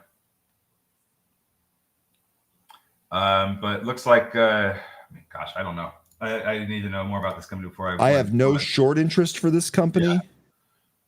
Air and freight logistics, that could be great. Is this another drone play? Yep, drone. Yep. Okay. So it'll probably just go with all the other drone names when they start to move. And if they don't move, then this might not move. I don't know. Like I said, I don't know enough about this company. Where is it even out of? May 30th, directors were selling these shares for $5.30. Okay. Looks like they partner with Peachtree Corners. But yeah, insider selling. Maximum. I mean, it doubled almost from those sales. Oh, man. These people were exiting their entire positions. I wonder if they're still there. Anyway, don't know enough about this company here, Arrive AI. Let me go to their website and see if there's... That's where I'm at. Oh, okay. You're already doing that? No. I mean, that's where I'm at. Like, I don't know enough about this company. You know what, though? Someone brought this up before. I've seen this video before. Interesting. I've seen this video. Someone else asked about this. I don't remember. I don't remember if we even talked about it, to be honest. You know, just kind of thinking here. We got all of these riots and all of this just really crazy stuff going on in Los Angeles. How are these drone deliveries gonna do that? I mean, this stuff's going to get ripped off like crazy. People are going to use these for skeet shooting practice. I don't know about this drone last mile delivery thing. I don't know. Yeah, but the stock here is moving though. I mean, this is a good trade nonetheless. Yeah, a lot of question marks for me, but I don't want to try and jump into this while it's on our tear like it is. Yeah, I've had bad past experience doing that. Not going to do it now. Yeah. Circle dropping. Yep. Yes, it is, because it was looking like it was a bear flag, and now we're starting to get that resolution. So anticipate this to go under 107. Man, what a difference a day makes. 138 out of the pop yesterday. We are revisiting the lows from yesterday. We bounced from this area yesterday. If we can't bounce here today, this might be even worse. APLD, which has been a huge runner for this group recently, a little bit back down to earth here, but really holding this 13 area. How's CoreWeave looking? Maybe this is setting up for another move higher. We'll see. APLD worth a watch there. Here's your CoreWeave chart. There's your intraday CoreWeave chart. Yeah, that one also looks like it's going to go lower. Now, we've been talking about how a lot of these names are just super extended. Maybe they're all just cooling off at the same time.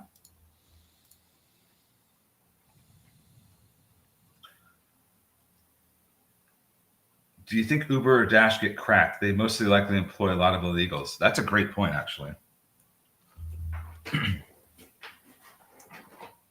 That is a good point. That is a good point. I think that's probably going to be one of the, well, there's a big decline here in Uber today. The other thing that you got to keep in mind here on Uber is that, especially with today's price action, we are filling out the right shoulder for a Head and Shoulders here. Uh-oh. And I've got this neckline here pretty crisp at an 82.5. Oh, yeah. So this might be worth watching here for a potential short entry on that thesis and on the chart formation. Now, it's interesting. We're taking a look at Uber. You're also mentioning Dash.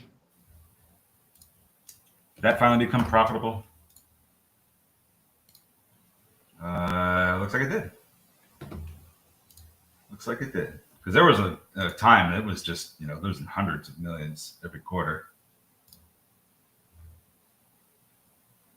Looks like they did turn on the profit jets here. This chart does look like it's rolling, or I want to say rolling over, but maybe not. Basically just set a brand new high and is holding here.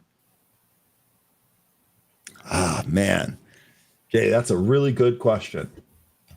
Because if this is a big crack on Dash, this could be a really profitable trade. AI Rod, MSTR is not a recent IPO. That's been around for a while. Mm-hmm. Yeah, that's one of the biggest names in crypto right now. But wasn't he talking about it being halted? ARAI, by the way, halted. Above 11 now. Kathy, this was a good mention. This wasn't on the radar at all.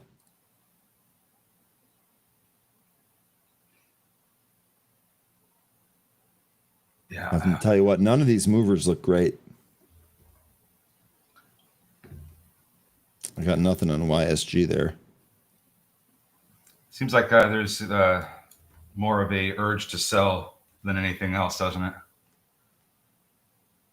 Yeah, market's still holding on to 600 here. Oh, yeah. How did this end up doing this morning? This stock, QSG, Quantasing, Citigroup upgraded this to buy and raised the price target to $9.52. This stock's up 15% here today on the back of that upgrade. Ticker QSG. AI Rod was talking about MTSR, not MSTR. This is Mastera, and this did pop pretty good here. Was this on news? Oh, did I just? Oh, yeah, no. Okay, so it's MTSR then? MTSR might have been a mistype, but yeah. it is actually a different company here. Buy rating here from Guggenheim, $62 price target. That is almost a double from where we're at now, plus 20%. And this is presenting at that Goldman Sachs conference that we talked about. They're going to present tomorrow. What does this do?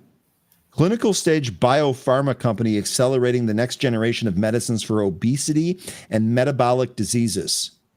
This could be a hot one. Well, with the short interest and days to cover, I would think so. I mean, this thing is just, the mother of all squeezes. AI Rod, not a bad mention on this at all. I know there was a typo in there, but that's okay. Yeah.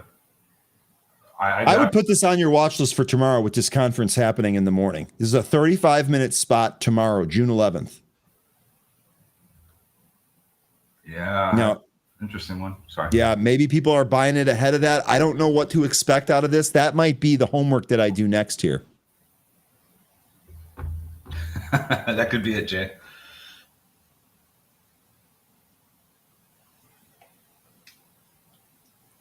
Yeah, see, Lion, I kind of feel that same way too. Like this market feels like we're about to get some pretty significant downside.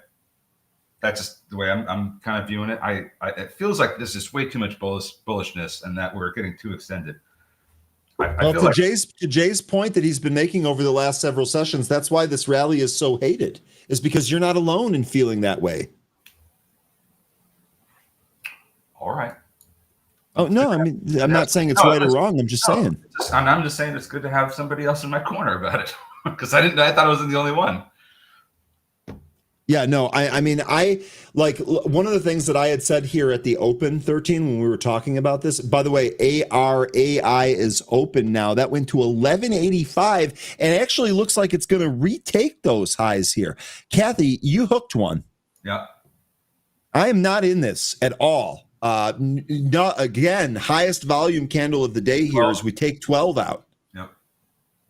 Kathy, if you made money off of this, really good stuff. I know that you had kind of mentioned this one here. Really, really good. Smoked Tuna also called this one around the open. 1325. That's where I'd be a little bit cautious because that was a support and resistance level back in May. That's about all the data I have on support and resistance up here. Okay, yeah, I wasn't even thinking about trading this one here today. I am definitely offsides with this name. Really good stuff for anyone in the group that hit this. Good mention again from Kathy. Yeah, it's just, there's so much short, of these names that are shorted that they could pretty easily squeeze. But once those squeezers are out and they're done, then it looks like the stock price could really fall. Okay, so here we are with Circle, new lows of the session, 106.70.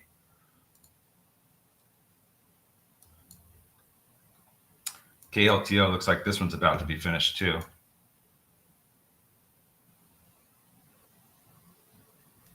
I'm just looking through the list here for anything that stands out. NVTS, that's back up to the highs.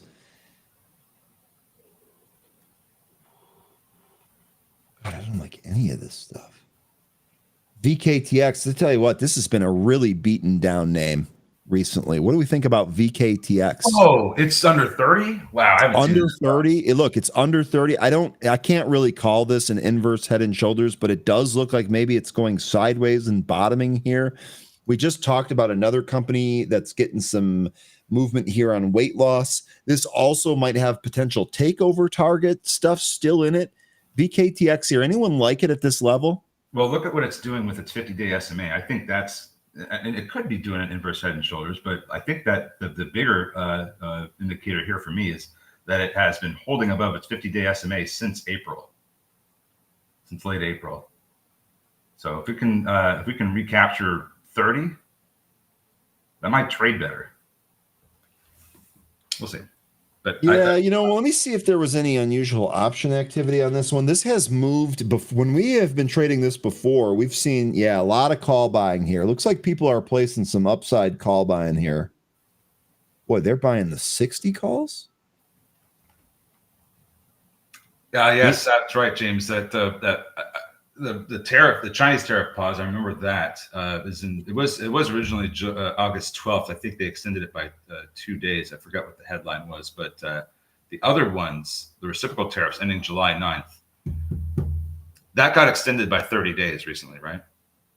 I'm starting to get have a little bit of a hard time trying to keep track of all the changes that are made with tariffs. This VKTX, these 60 leaps that are getting bought for January of 2026, there was 6,500 in the open interest coming into today, and there is 6,500 volume being traded today. This contract alone is up 57%. This is an interesting move in VKTX.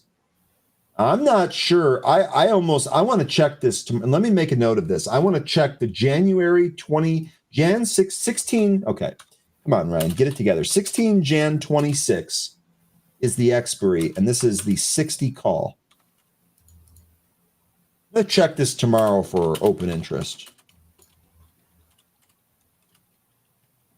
Stock's up 7.4% here, so it's up about 7.5% here today. Definitely some option activity in here, and it's all call buying. Interesting. Interesting indeed. XBI is looking better. Now, David Prince did talk about this one this morning, Jay. He did talk about XBI, and actually, shout out to him because he had talked about XBI back in April, and there's like 9 points higher on that XBI trade. And that also looks like it's still doing pretty well here. And it's coming Zach says, I'm in from 25 and VKTX and not adding any more now. Okay. Amanda saying, no, but I'm still bag holding VKTX from 50. Well, you know what? Maybe it gets back to that 50 or 60 and gets you paid, Amanda. That 500-day SMA and XBI, that might be a spot where it finds resistance. Maybe it goes sideways for a bit, as it did when it lost it back in February. It went sideways for almost it's over a month. It went sideways before it went lower. So I'd expect there to be some kind of similar price action where it maybe consolidates before it moves higher. That's something I'd be watching for with XPI around the 500-day SMA. Okay, interesting. VKTX is definitely one to watch. This has been a good one in the past. I'm not sure if we have a catalyst to move it higher here, but maybe.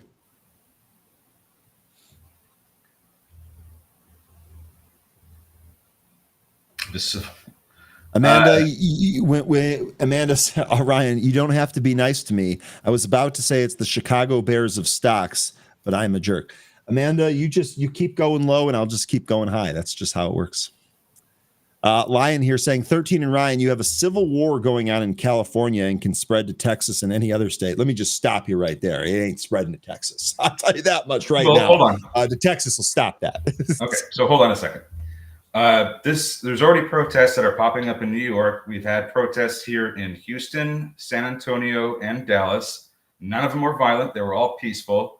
Even the ones that started to get cute in Dallas, that was stamped out pretty effing quick. So if it does spread here, I feel very sorry for those individuals that think they're going to do anything that they're doing in California.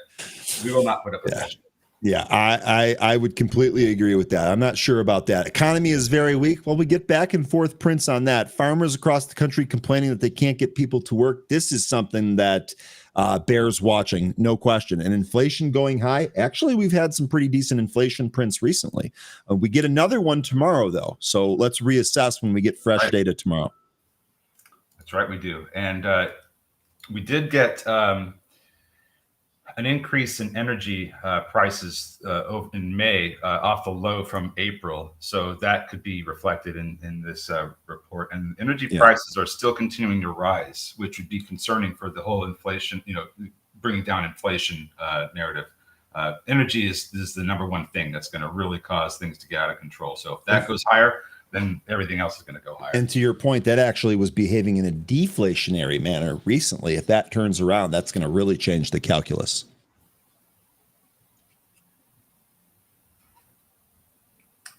I mean, if you think that we're going to get into a nationwide civil war, I seriously doubt that's going to happen. Me too. I'm not buying into that fear. No chance.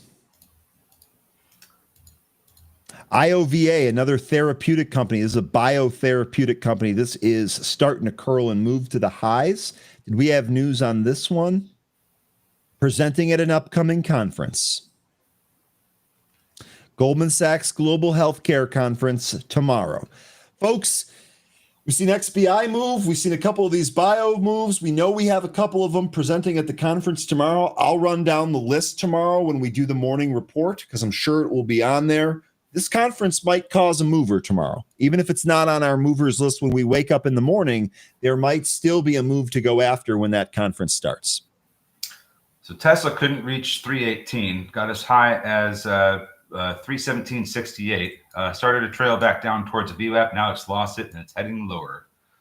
Looks like it's going towards 310. Ahoy, friends, just got to land. So now I'm in the deep mountains. Hello, wisdom. Great to see you. Many blessings. Hope all of your travels were safe.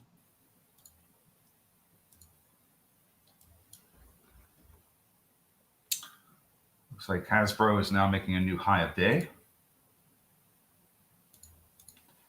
EVGN and now beneath its 65 EMA. Windtree trying to break over its VWAP, having a tough time with that. Needs more volume. Megal still hasn't recovered its 65 EMA. Gels, no breakout of VWAP, heading lower. KLTO getting some support from the VWAP, but this thing still looks like it could go lower. Maybe it comes back later, but volume's not great right now. My God. ARAI. Kathy, this was the call of the day so far. I know you weren't necessarily recommending that people buy it, but at least mentioning it, this thing has done nothing but go up. Nothing but go. It looks like we stopped there at 14. I've got 1404 as the high print. We did pull off that spot. The last time we pulled off an impulse high like this, we reset a new high about 5 minutes later. Looks like we're going to start pulling. There goes 13.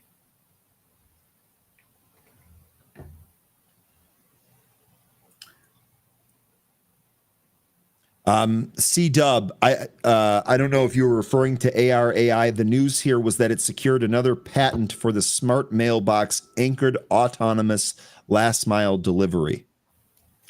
You know, folks, you're mentioning about how, Lion especially, you're mentioning how egg prices are still high and chicken is high and meat is high.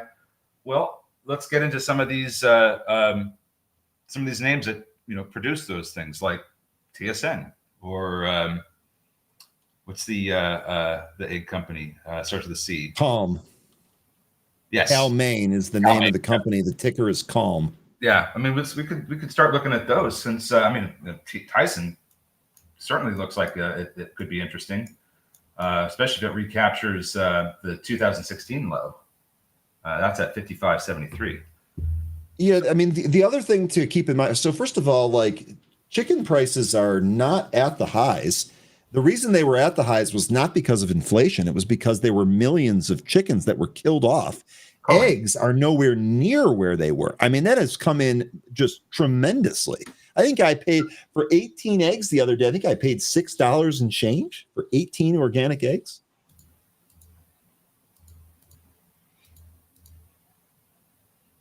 Let's see what we get. Like we were saying, we get two fresh prints tomorrow and the day after. We get CPI tomorrow and we get PPI on Thursday. Let's reassess from there. Now, it is worth mentioning that a lot of you folks said that, hey, the inflation numbers aren't going to matter until the tariffs have been in place for a little bit. So what? We're thinking that the print tomorrow might be the last one free of some of this. So really what you're talking about is you're kind of waiting for two more prints here on CPI to then really kind of make an educated decision on what's going on here. Brian, one of the few people I heard that actually knows why egg prices skyrocketed. Yeah, well, I mean, we read and we discuss. I can't take total credit for that either. Smoke Tuna says I get my eggs from chickens. Oh, tuna. And you know, you could see a lot more of that popping up where people are just straight up farming out of their backyards, gardens, maybe some small Tractor Supply Company, TSCO. Actually, they have, I believe, a chicken egg kit. Yeah. That you can go buy where it's like the pen and all the stuff that you need, and you can just get rolling. Just get your own farm fresh eggs. And you can buy chicks from them too. Jay Wild, I give away dozens of eggs a week. I sell to the Amish. All right. Awesome. Yeah, TSCO. Look at the. Okay, so interesting about this chart could be a triple bottom. I think we talked about this in happy hour. About this being potentially a triple bottom. Could be. I don't recall. Maybe it is. But here's what you're talking about. Yeah. Could also be identified as a bearish pattern. I could see, like, if you look back in 2024, how we could go lower.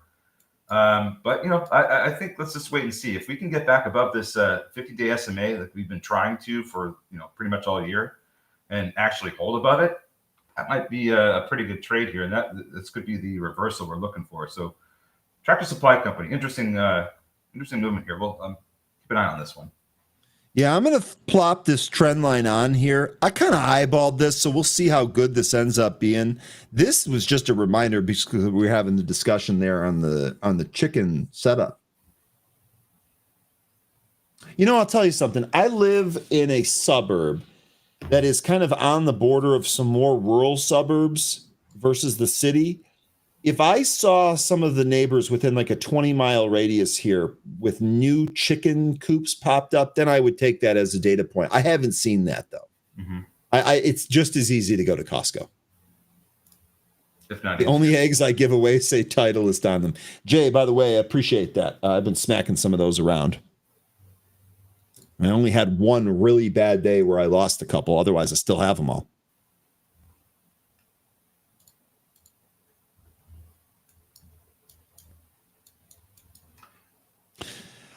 Big Bees said, that's a nice chart. Big Bees, I'm assuming you're talking about TSCO here.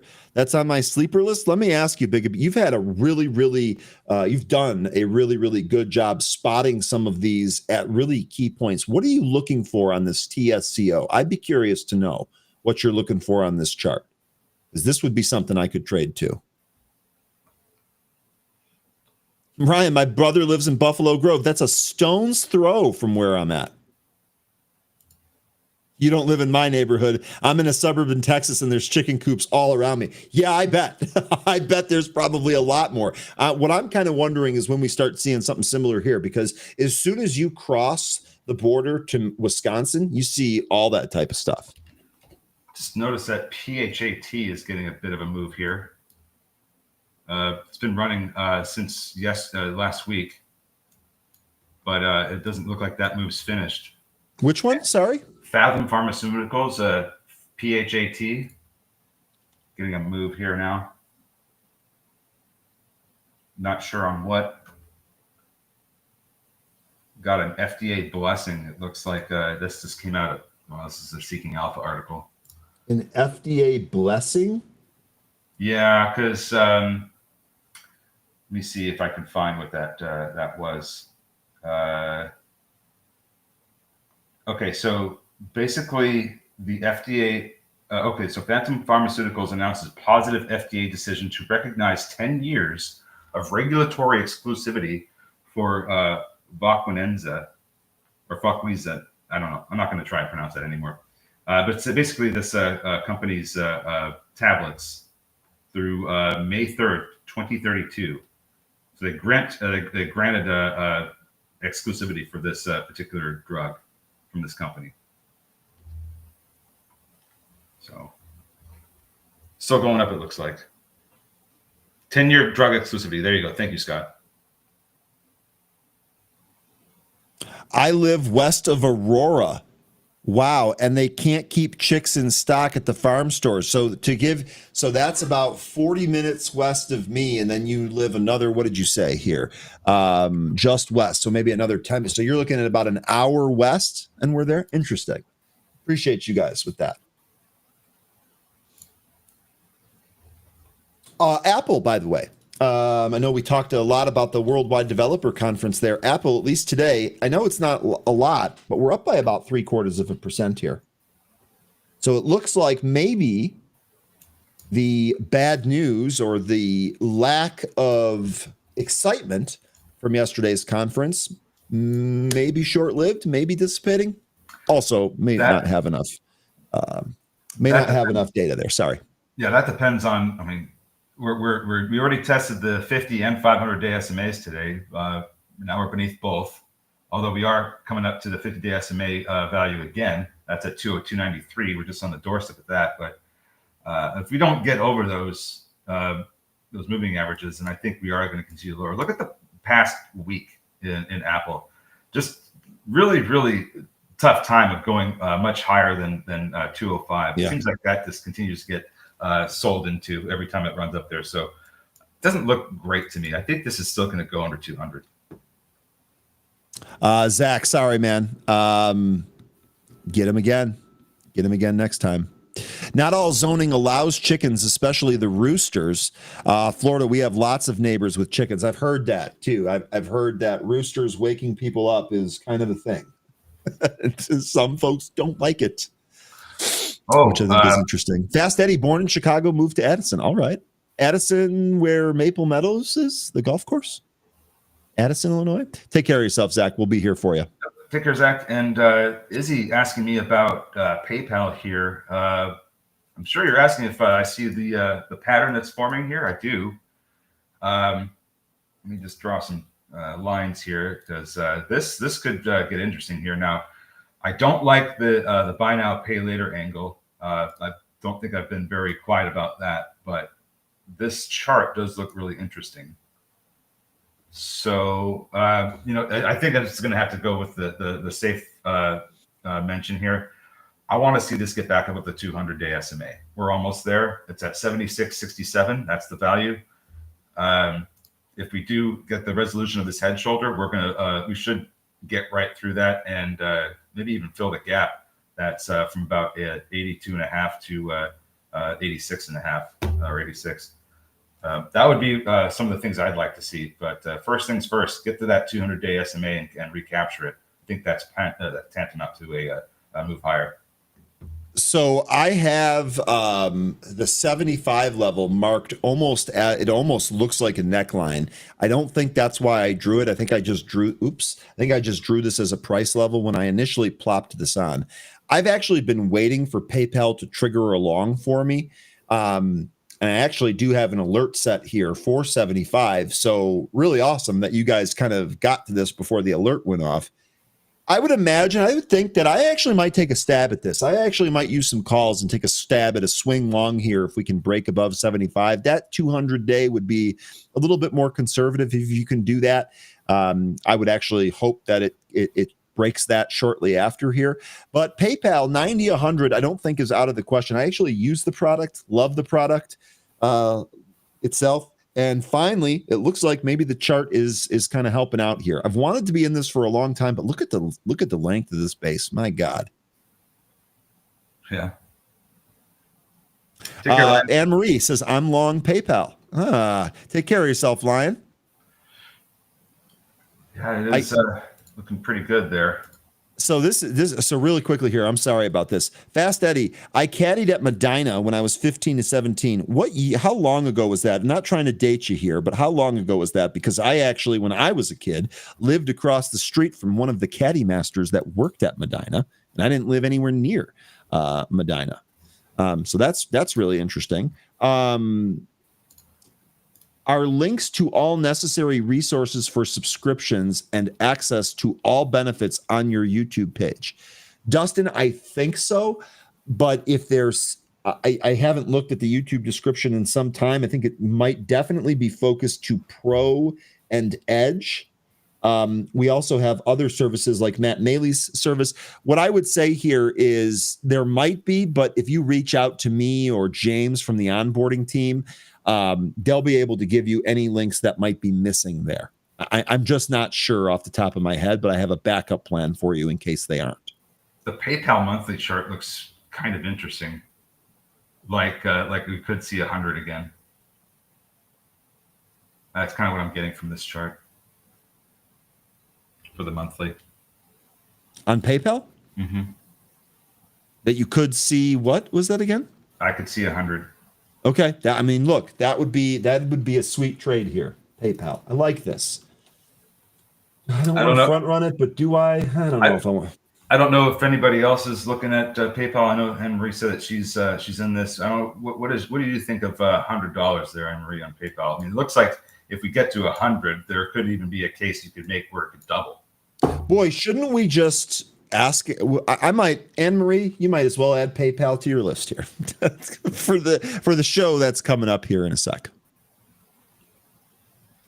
Kevin, I addressed this earlier here today. I'll just recap it very briefly for you. First of all, it's great to see you again. What are your thoughts here with Ondas with the new offering? Well, frankly, I wish they didn't do that right away because we actually had a pretty decent day yesterday, at least early on. I suspect that offering was anticipated the way it traded the rest of the day. The way I say this about offerings is that fuel is used for growth, right? That money is hopefully used for growth. We'll see. I will say, if you weren't here yesterday, I had said that I had a sale ready to go here at 2, and that I would be trying to start selling part of this off as we moved up past 1. And I have been doing that. So it happened. I'm really grateful that today, speaking of this, I know it's early and I'm really trying not to make an early call here. We're down 1.7% on the back of this offering news. Not terrible given what we just saw. Here's where the offering was announced last night. It was 173. The stock is 166 right now. And it's actually had a pretty decent action here today. We held 125, which is a level that 13 gave from the chart. The offering was priced at 125. So maybe it's kind of out of the way. The offering is not surprising. They signed the biggest contract, their biggest purchase order in the history of the company yesterday. So disappointing, but thankfully we were given an opportunity to lighten some of this at 2. Remember, the initial buy was at 70 cents. So we're talking over 100% on the equity, Kevin. Circling back to the lows of the day, now new lows. On what? Circle. Oh, circle. I was like, I thought you were saying circling back like Saki, and I was like, yeah. What are you trying to do here? I said that because I'm trying to make a pun. Oh, I see. Okay. Yeah, that's KLTO also looks like that's taking another stab at going to 4. Held above VWAP. So, Kevin, one more thing to add on that. I have been selling partial of my position, but I still have thousands of shares, so I'm still in it. But I thankfully now, because of the recent move, I've been able to sell a bunch. Market squeezing higher, shorts getting smashed. Can set your watch to it. And then when that stops, then the prices really come down once those short squeezers are done. Especially if the volume shows up, because 13, one of the things that you highlighted yesterday was that the volume was pitiful. What did we finish? Under 50 million shares in the SPY? I mean, it was really low. Terrible. Yeah, it was really low. So I guess we're just kind of waiting for that CPI print. Yep, CPI and PPI. All right, let's see what else we got going around out here. And I am shocked. There's definitely more folks in this chat that are on or in or near Chicago than I thought. Definitely more than I thought. I'm not upset about that. Midwest meetup, maybe. Y'all folks should let me know. Maybe I can convince 13 to get in for that. I'm sorry, get in for what? Nothing. Don't worry. Oh, jeez. I said Midwest meetup, but okay. We could also do a Midwest meetup in Texas. I'm already there. I was going to say.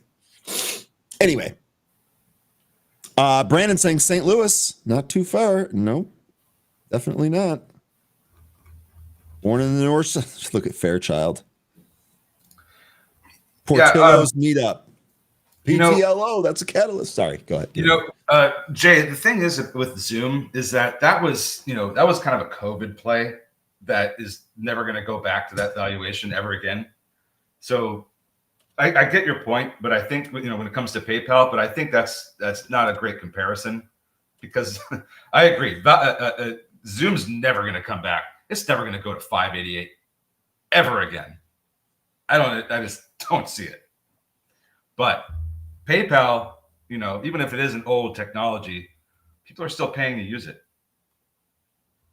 as they are still paying to use Zoom. It's just that we're never going to see that type of usage ever again with Zoom. Grand Rapids, Michigan Cubs game.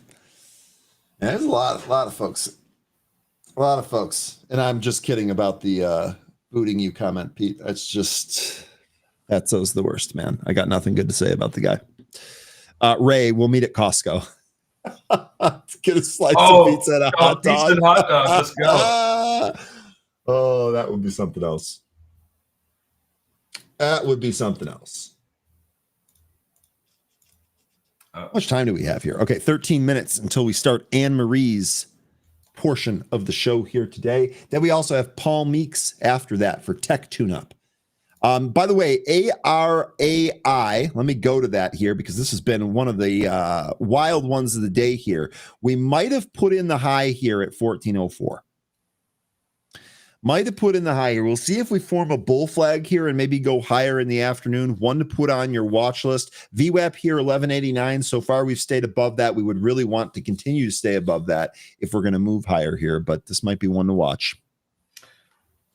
Yeah, I haven't heard of Buc-ee's. Man, that would be a good place. Actually, I think that would be a better place to do a meetup than Costco. 100%. 100%. I don't think I've been to a Buc-ee's. I know what it is, but I don't think I've been there. I know you haven't. You got to come down and experience that. Big bear hug. Sorry, I missed this earlier. Good morning, gents. It's been a while. Just wanted to say thank you for putting on the show. Thank you for joining. Absolutely. Is anyone looking at Carvana? Yes, actually, there are several folks that have been looking at Carvana. I believe Anne-Marie set up a Carvana trade not long ago. We have several folks in here that trade it regularly. Haven't looked at it yet today. I'll go ahead and do that here for you. Chanos went short. Okay, so water is wet. Several short reports alleging fraud and insiders are selling like there is no tomorrow. So naturally speaking, Carvana should double to the upside. I'm kidding, of course. It just seems to buck the trend here. Here's a look at your insider transactions. 2025 has seen an absolute ton of sells on the open market there. That's a really good mention here. The chart, though, I mean, here's your daily chart. This stock has continued to march higher in the face of that. And I believe we had let me go to my other bigger chart here, because I also think we had kind of a cup or a cup and handle formation that we took a look at here on Carvana. Let's do that again. That looks like a broadening wedge pattern to me.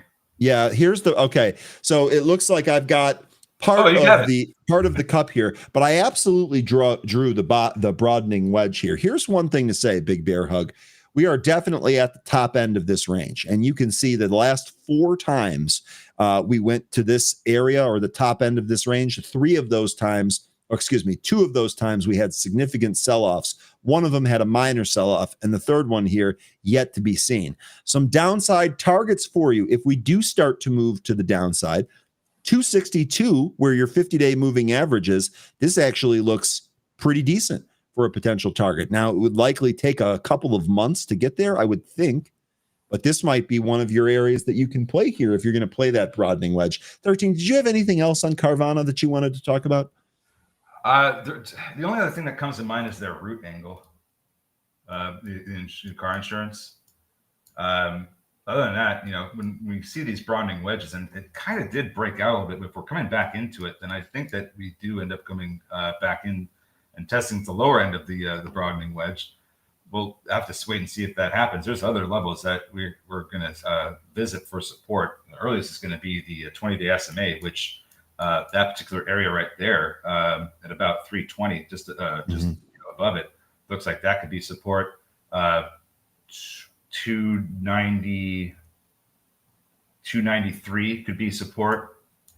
There's just a lot of levels on the way down where you could find support from. So I don't know if this is going to end up going under under 150 like the broadening wedge suggests it could, but I don't know about the fraud.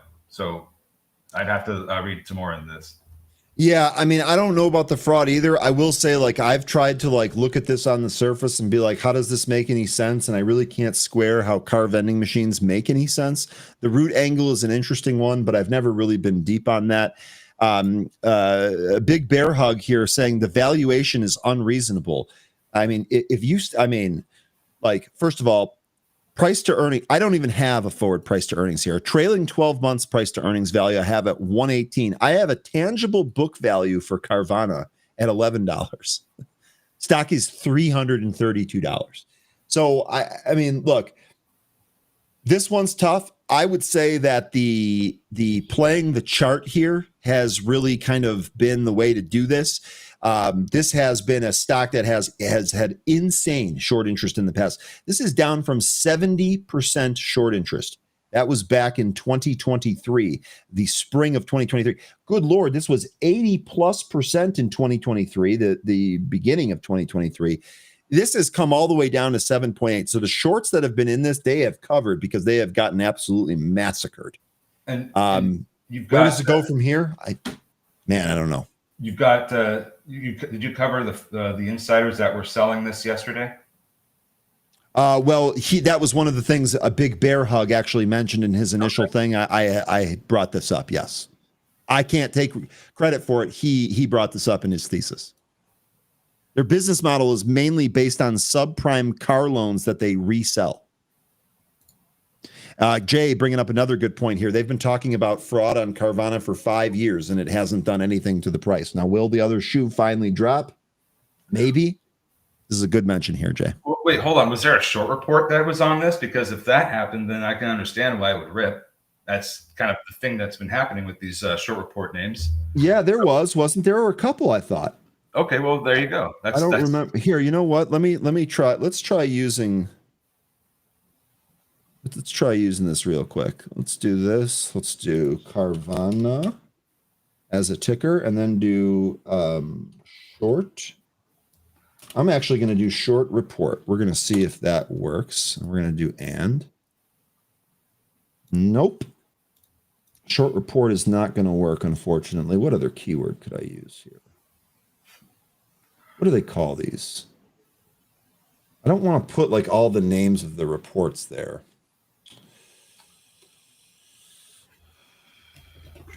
Just kind of looking around here at some of these other names. Yeah, you're all good.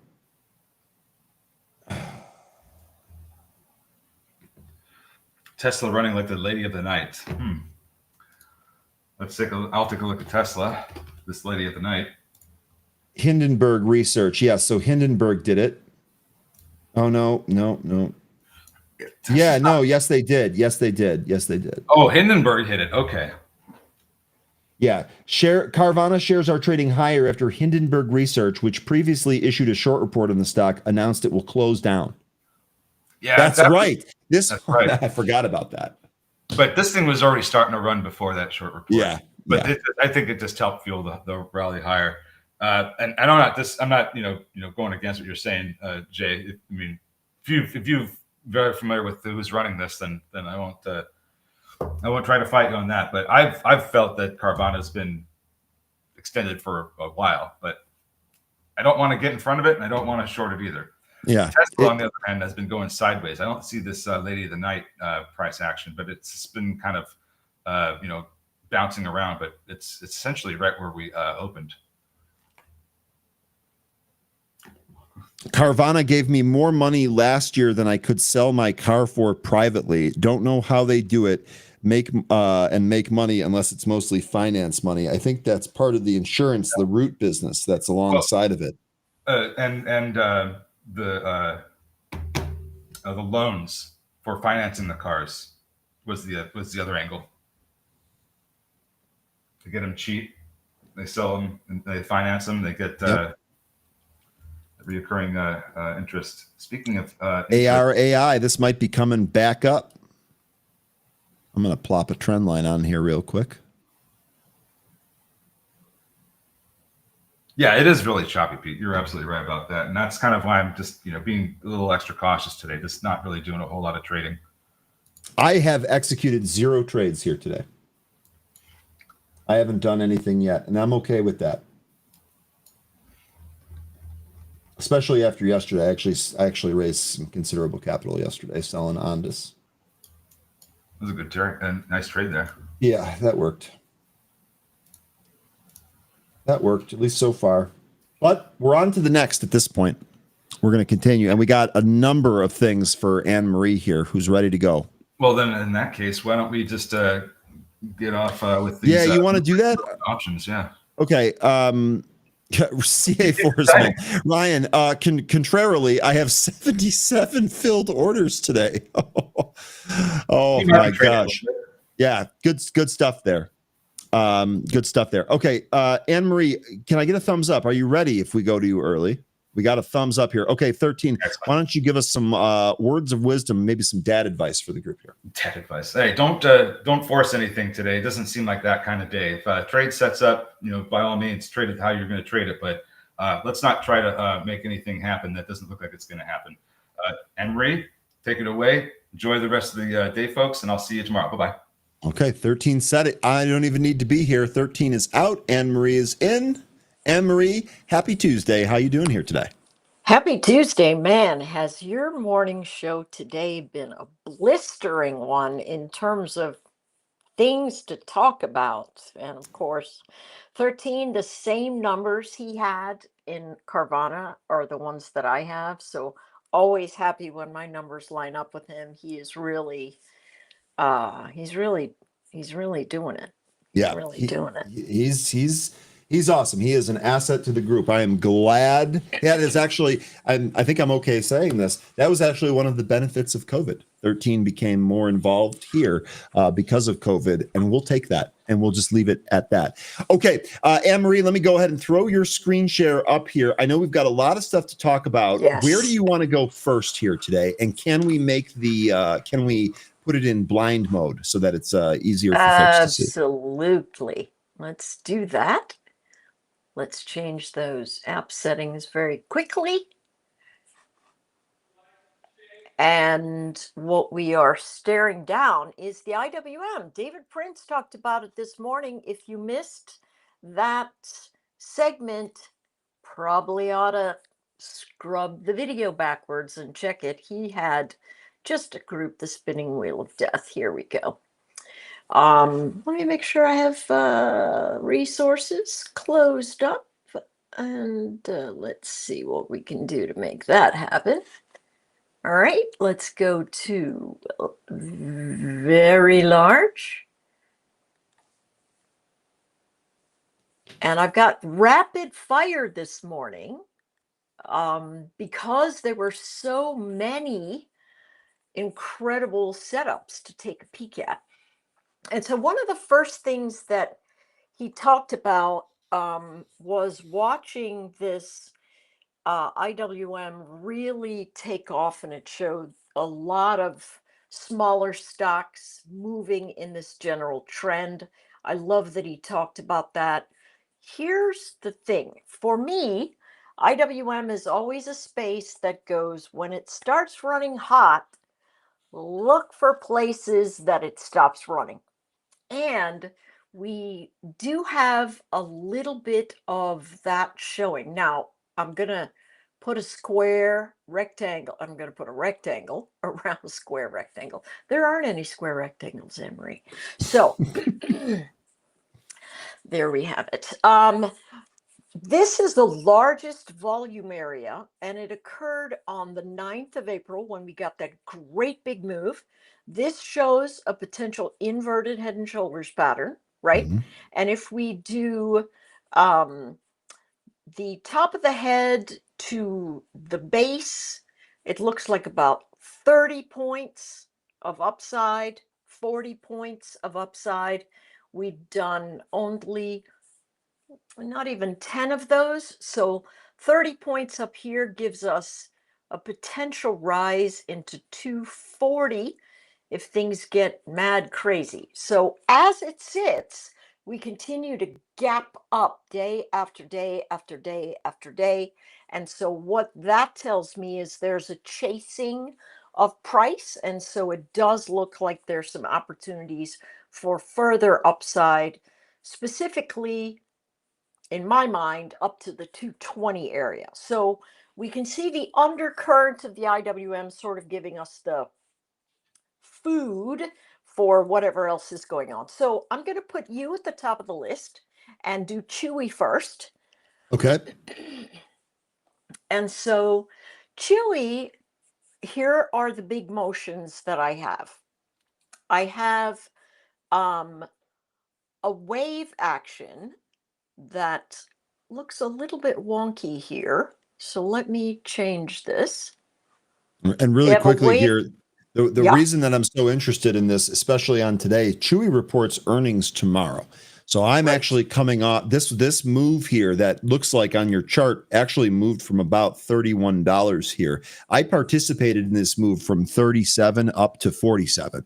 So that entire 10-point range, I was able to make multiple trades on. I'm hoping that we get some type of earnings move here today. That is to say, I'm hoping that the option buyers, whether it's the put or the call buyers, end up winning this print. We'll see, though. Yeah, absolutely. And that's very fair to look at. So what you may have noticed is that I have no indicators sitting on the charts. And that's because I really want us to take a look at price action specifically. We had something that a lot of folks call an island top, where it gaps up in a doji and then opens up below the low of that gap. So that region right there tells us it's a little bit of a blow off top, and into earnings, the traders have really sort of pulled back on it. We filled a gap. And so now the question is, can we hold in this range here between 40 and 45? Only $2, but if we lose this edge, the breakaway line at 40 becomes very interesting to the traders who chased it all the way up here. And indeed, this large volume candlestick, although a doji, tells us, all right, they started buying as soon as it got up over 40. So my suspicion is if it loses 43, they're going to sort of eke their way down into 40. Okay. That being said, if they get some kind of punch up into a move, right? 5% would be up here at the 47. That would be a pretty sizable move. And 5% to the downside would give us somewhere around this 40 range. So let's think about what you just said. Let's see if a strangle is cheap enough for us to get a quick strike. So, Okay. two things that I looked at. I did not look at a strangle simply because it just never occurred to me when you were thinking, hey, listen, maybe these guys do something. Let's look at how much of 42. Whoa, look at how many of them are sitting in here. A 42, 47 strangle would be very expensive for this week. Next week, it should be cheaper. No, not really. Still pretty expensive. So there's a lot of premium in here. Notice they are looking for the same amount. A 10% move is what they are, what they're pricing into that. My thought is it's probably closer to a 5% move that we end up getting. But if they're right, how might we position this? So, in my mind, the strangle that puts us up over the edge, because it's really close, 49 would be the $4 move to the upside for June 20th. That's the one I initially had. And then 40 to the downside. To me, that's the trade that says, hey, if they give it to us, it's going to be, we can print the register all day long. Now, we could turn that into a long iron condor if we think it's not going to move up tremendously. Let's see if we can get some good gravy. All right, hang on. Let me see. I've got perplexity open. Let's shut that.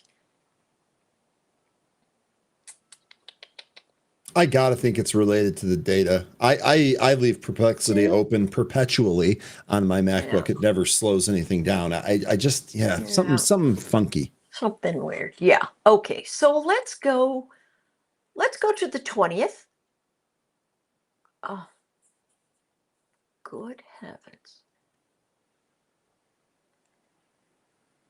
And let's take a look to see if we've got any premium that might make this strangle a little bit cheaper. All right, so not really. Not really. Because what we really want to see is there's the 40. It's a lot of folks piled up there, right? Some folks piled up at 43.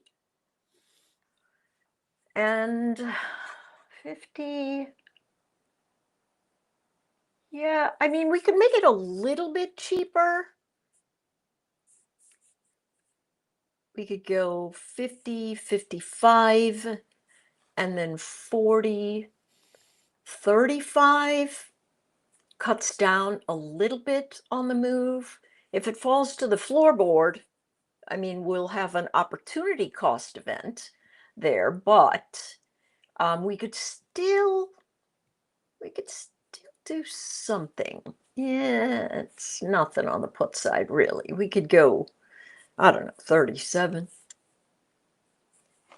So instead of $1 and something, we cut the price action by about 30%.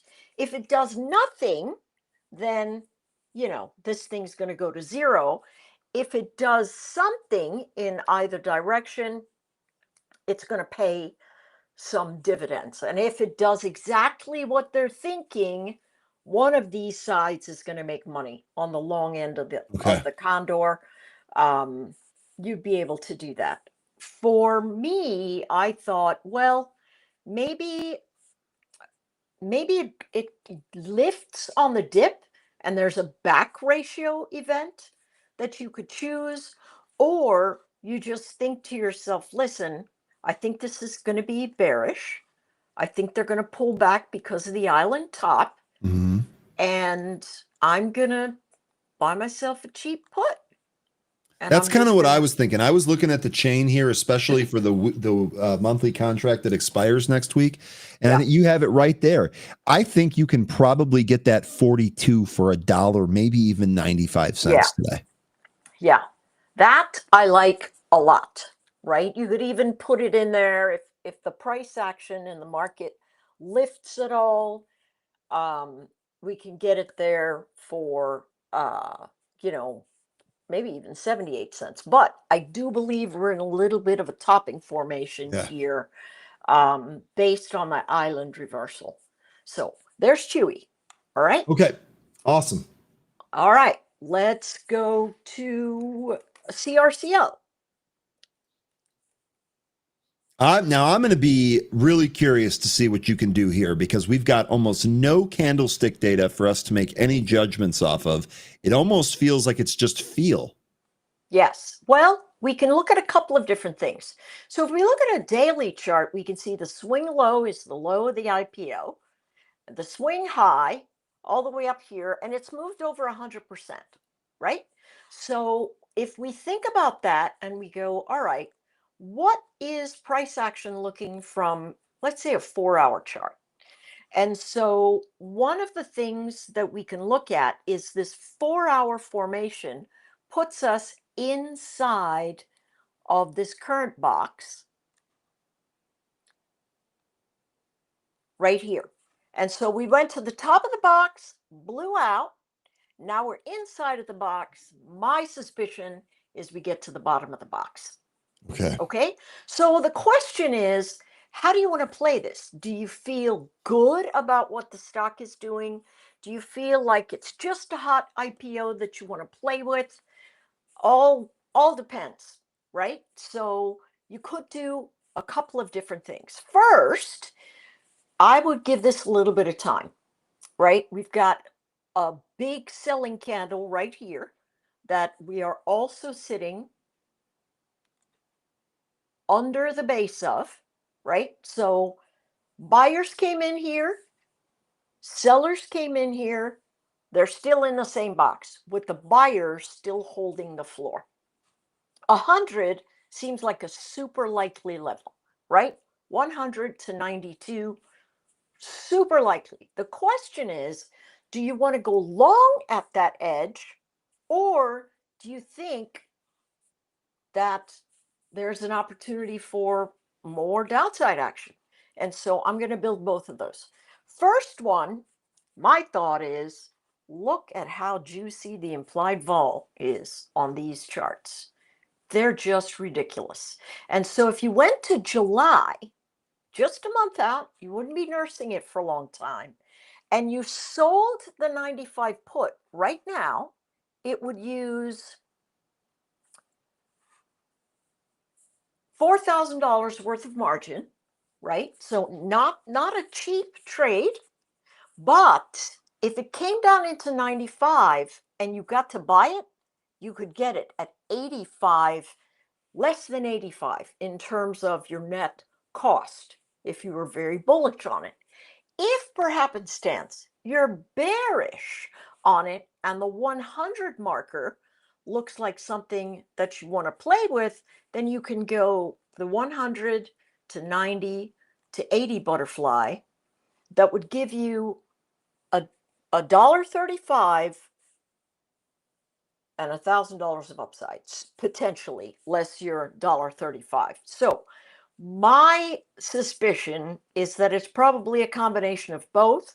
And if you want to play it before the lockout and make some money before then, this would be an ideal way to do it. If you're thinking to yourself, whoever these guys are, they're going to pull back, run up. I'm going to take a position longer term here. I would go right there to right where it opens at around $69, and I would sell the put right there. Okay. And if you did it in October, you'd get $9 for it. And so that would mean your break even would be 61, at which point you could start selling calls against it.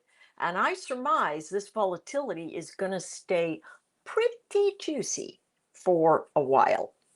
So those are my thoughts. If you're Okay. bullish, I would wait for this fade. It's got itself a definitive rotation.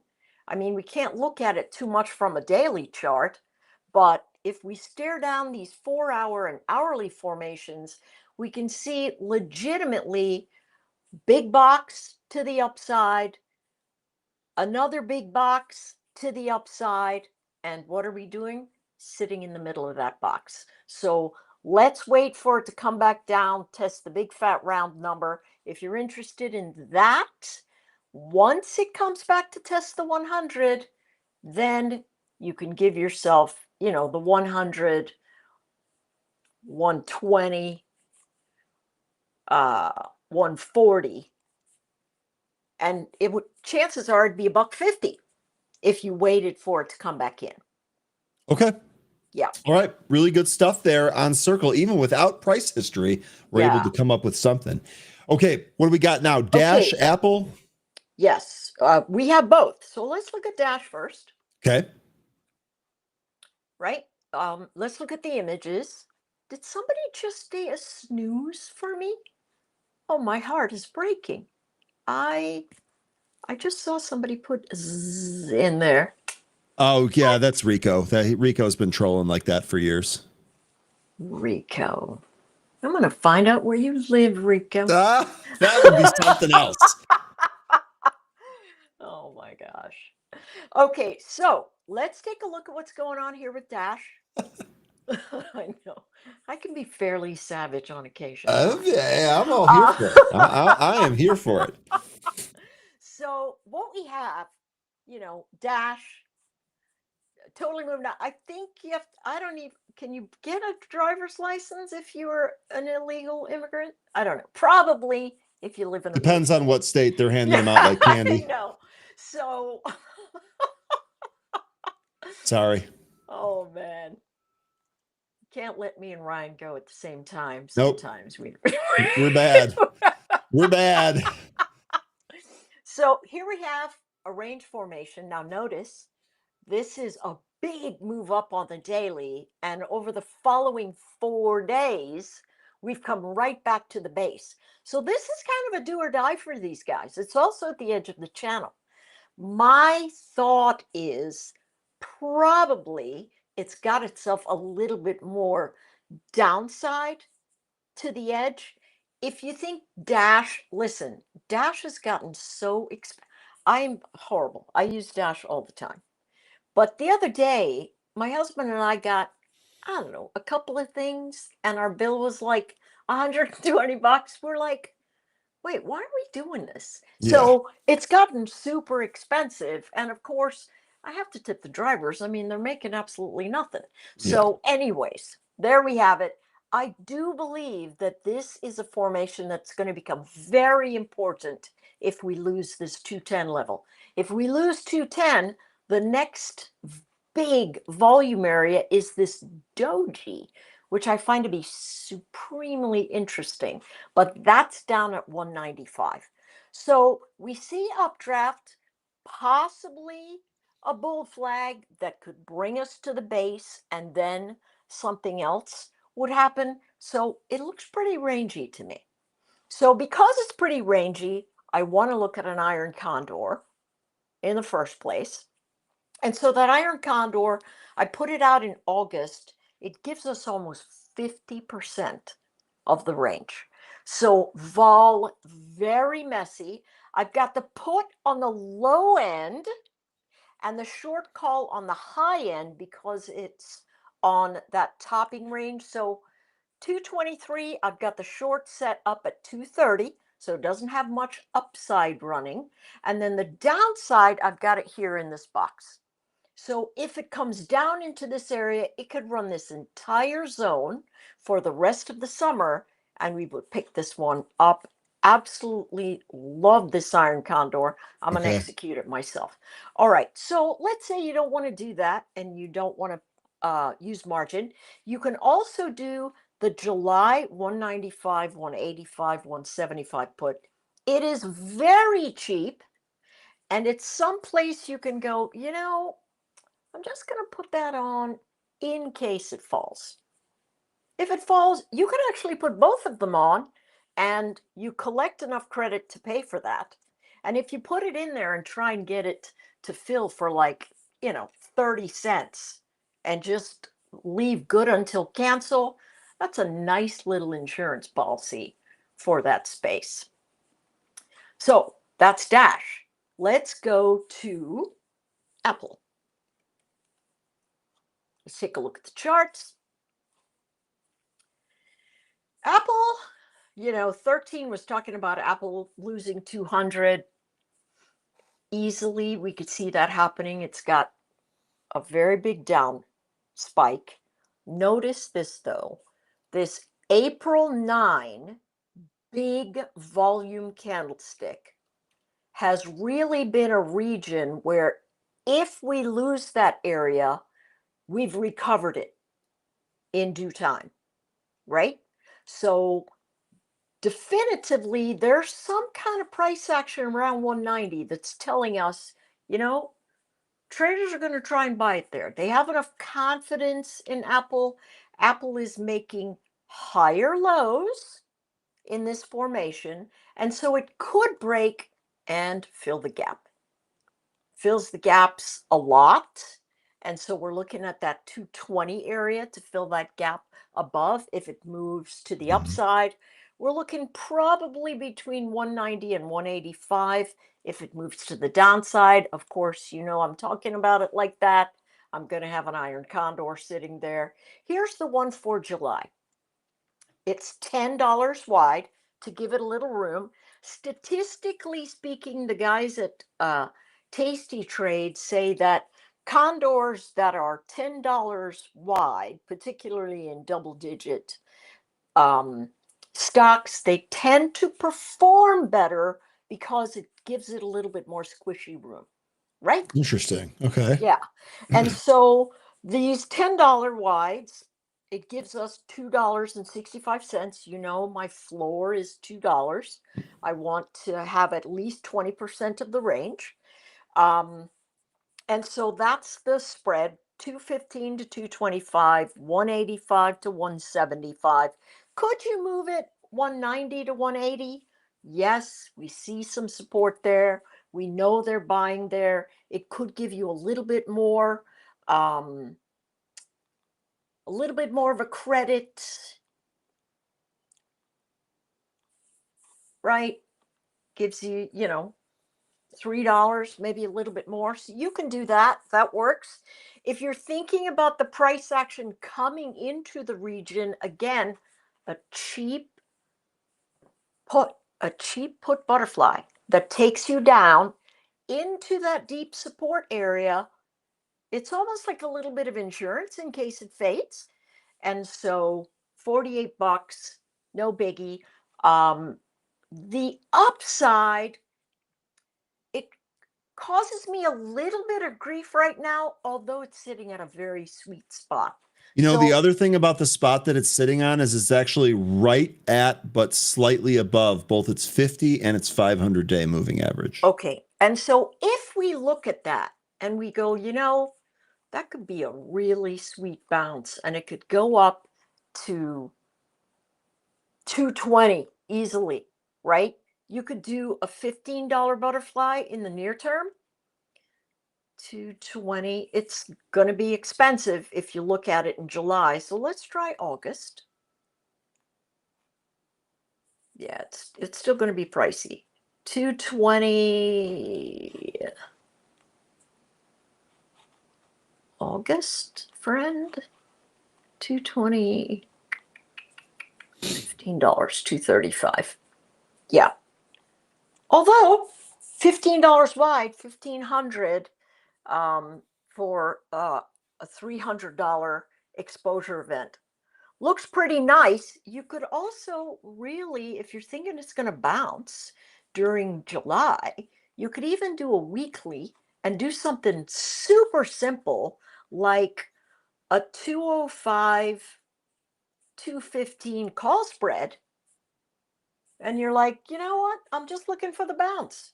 If I can spend $372 and get it to go all the way to 215 from where we're sitting just outside the money, that's fantastic. And of course, you could also buy the 215 calls outright. So that's what we've got for that. Next one, Carvana. Did we do Carvana already? I think we did a core weave one, which we got asked about again here. I'm sorry. We did core weave literally the last time Anne Marie is here. So I don't think we've done a Carvana one recently. I know we've done this in the past, but I don't think it was a recent one. Okay. I threw Thinkorswim for a loop because it's like, we can't find that symbol. CVNA. You combined CoreWeave and Carvana. There we go. Yes. Okay, so have a look. Carvana, also in a topping formation. Great big run up. I think this is a short squeeze.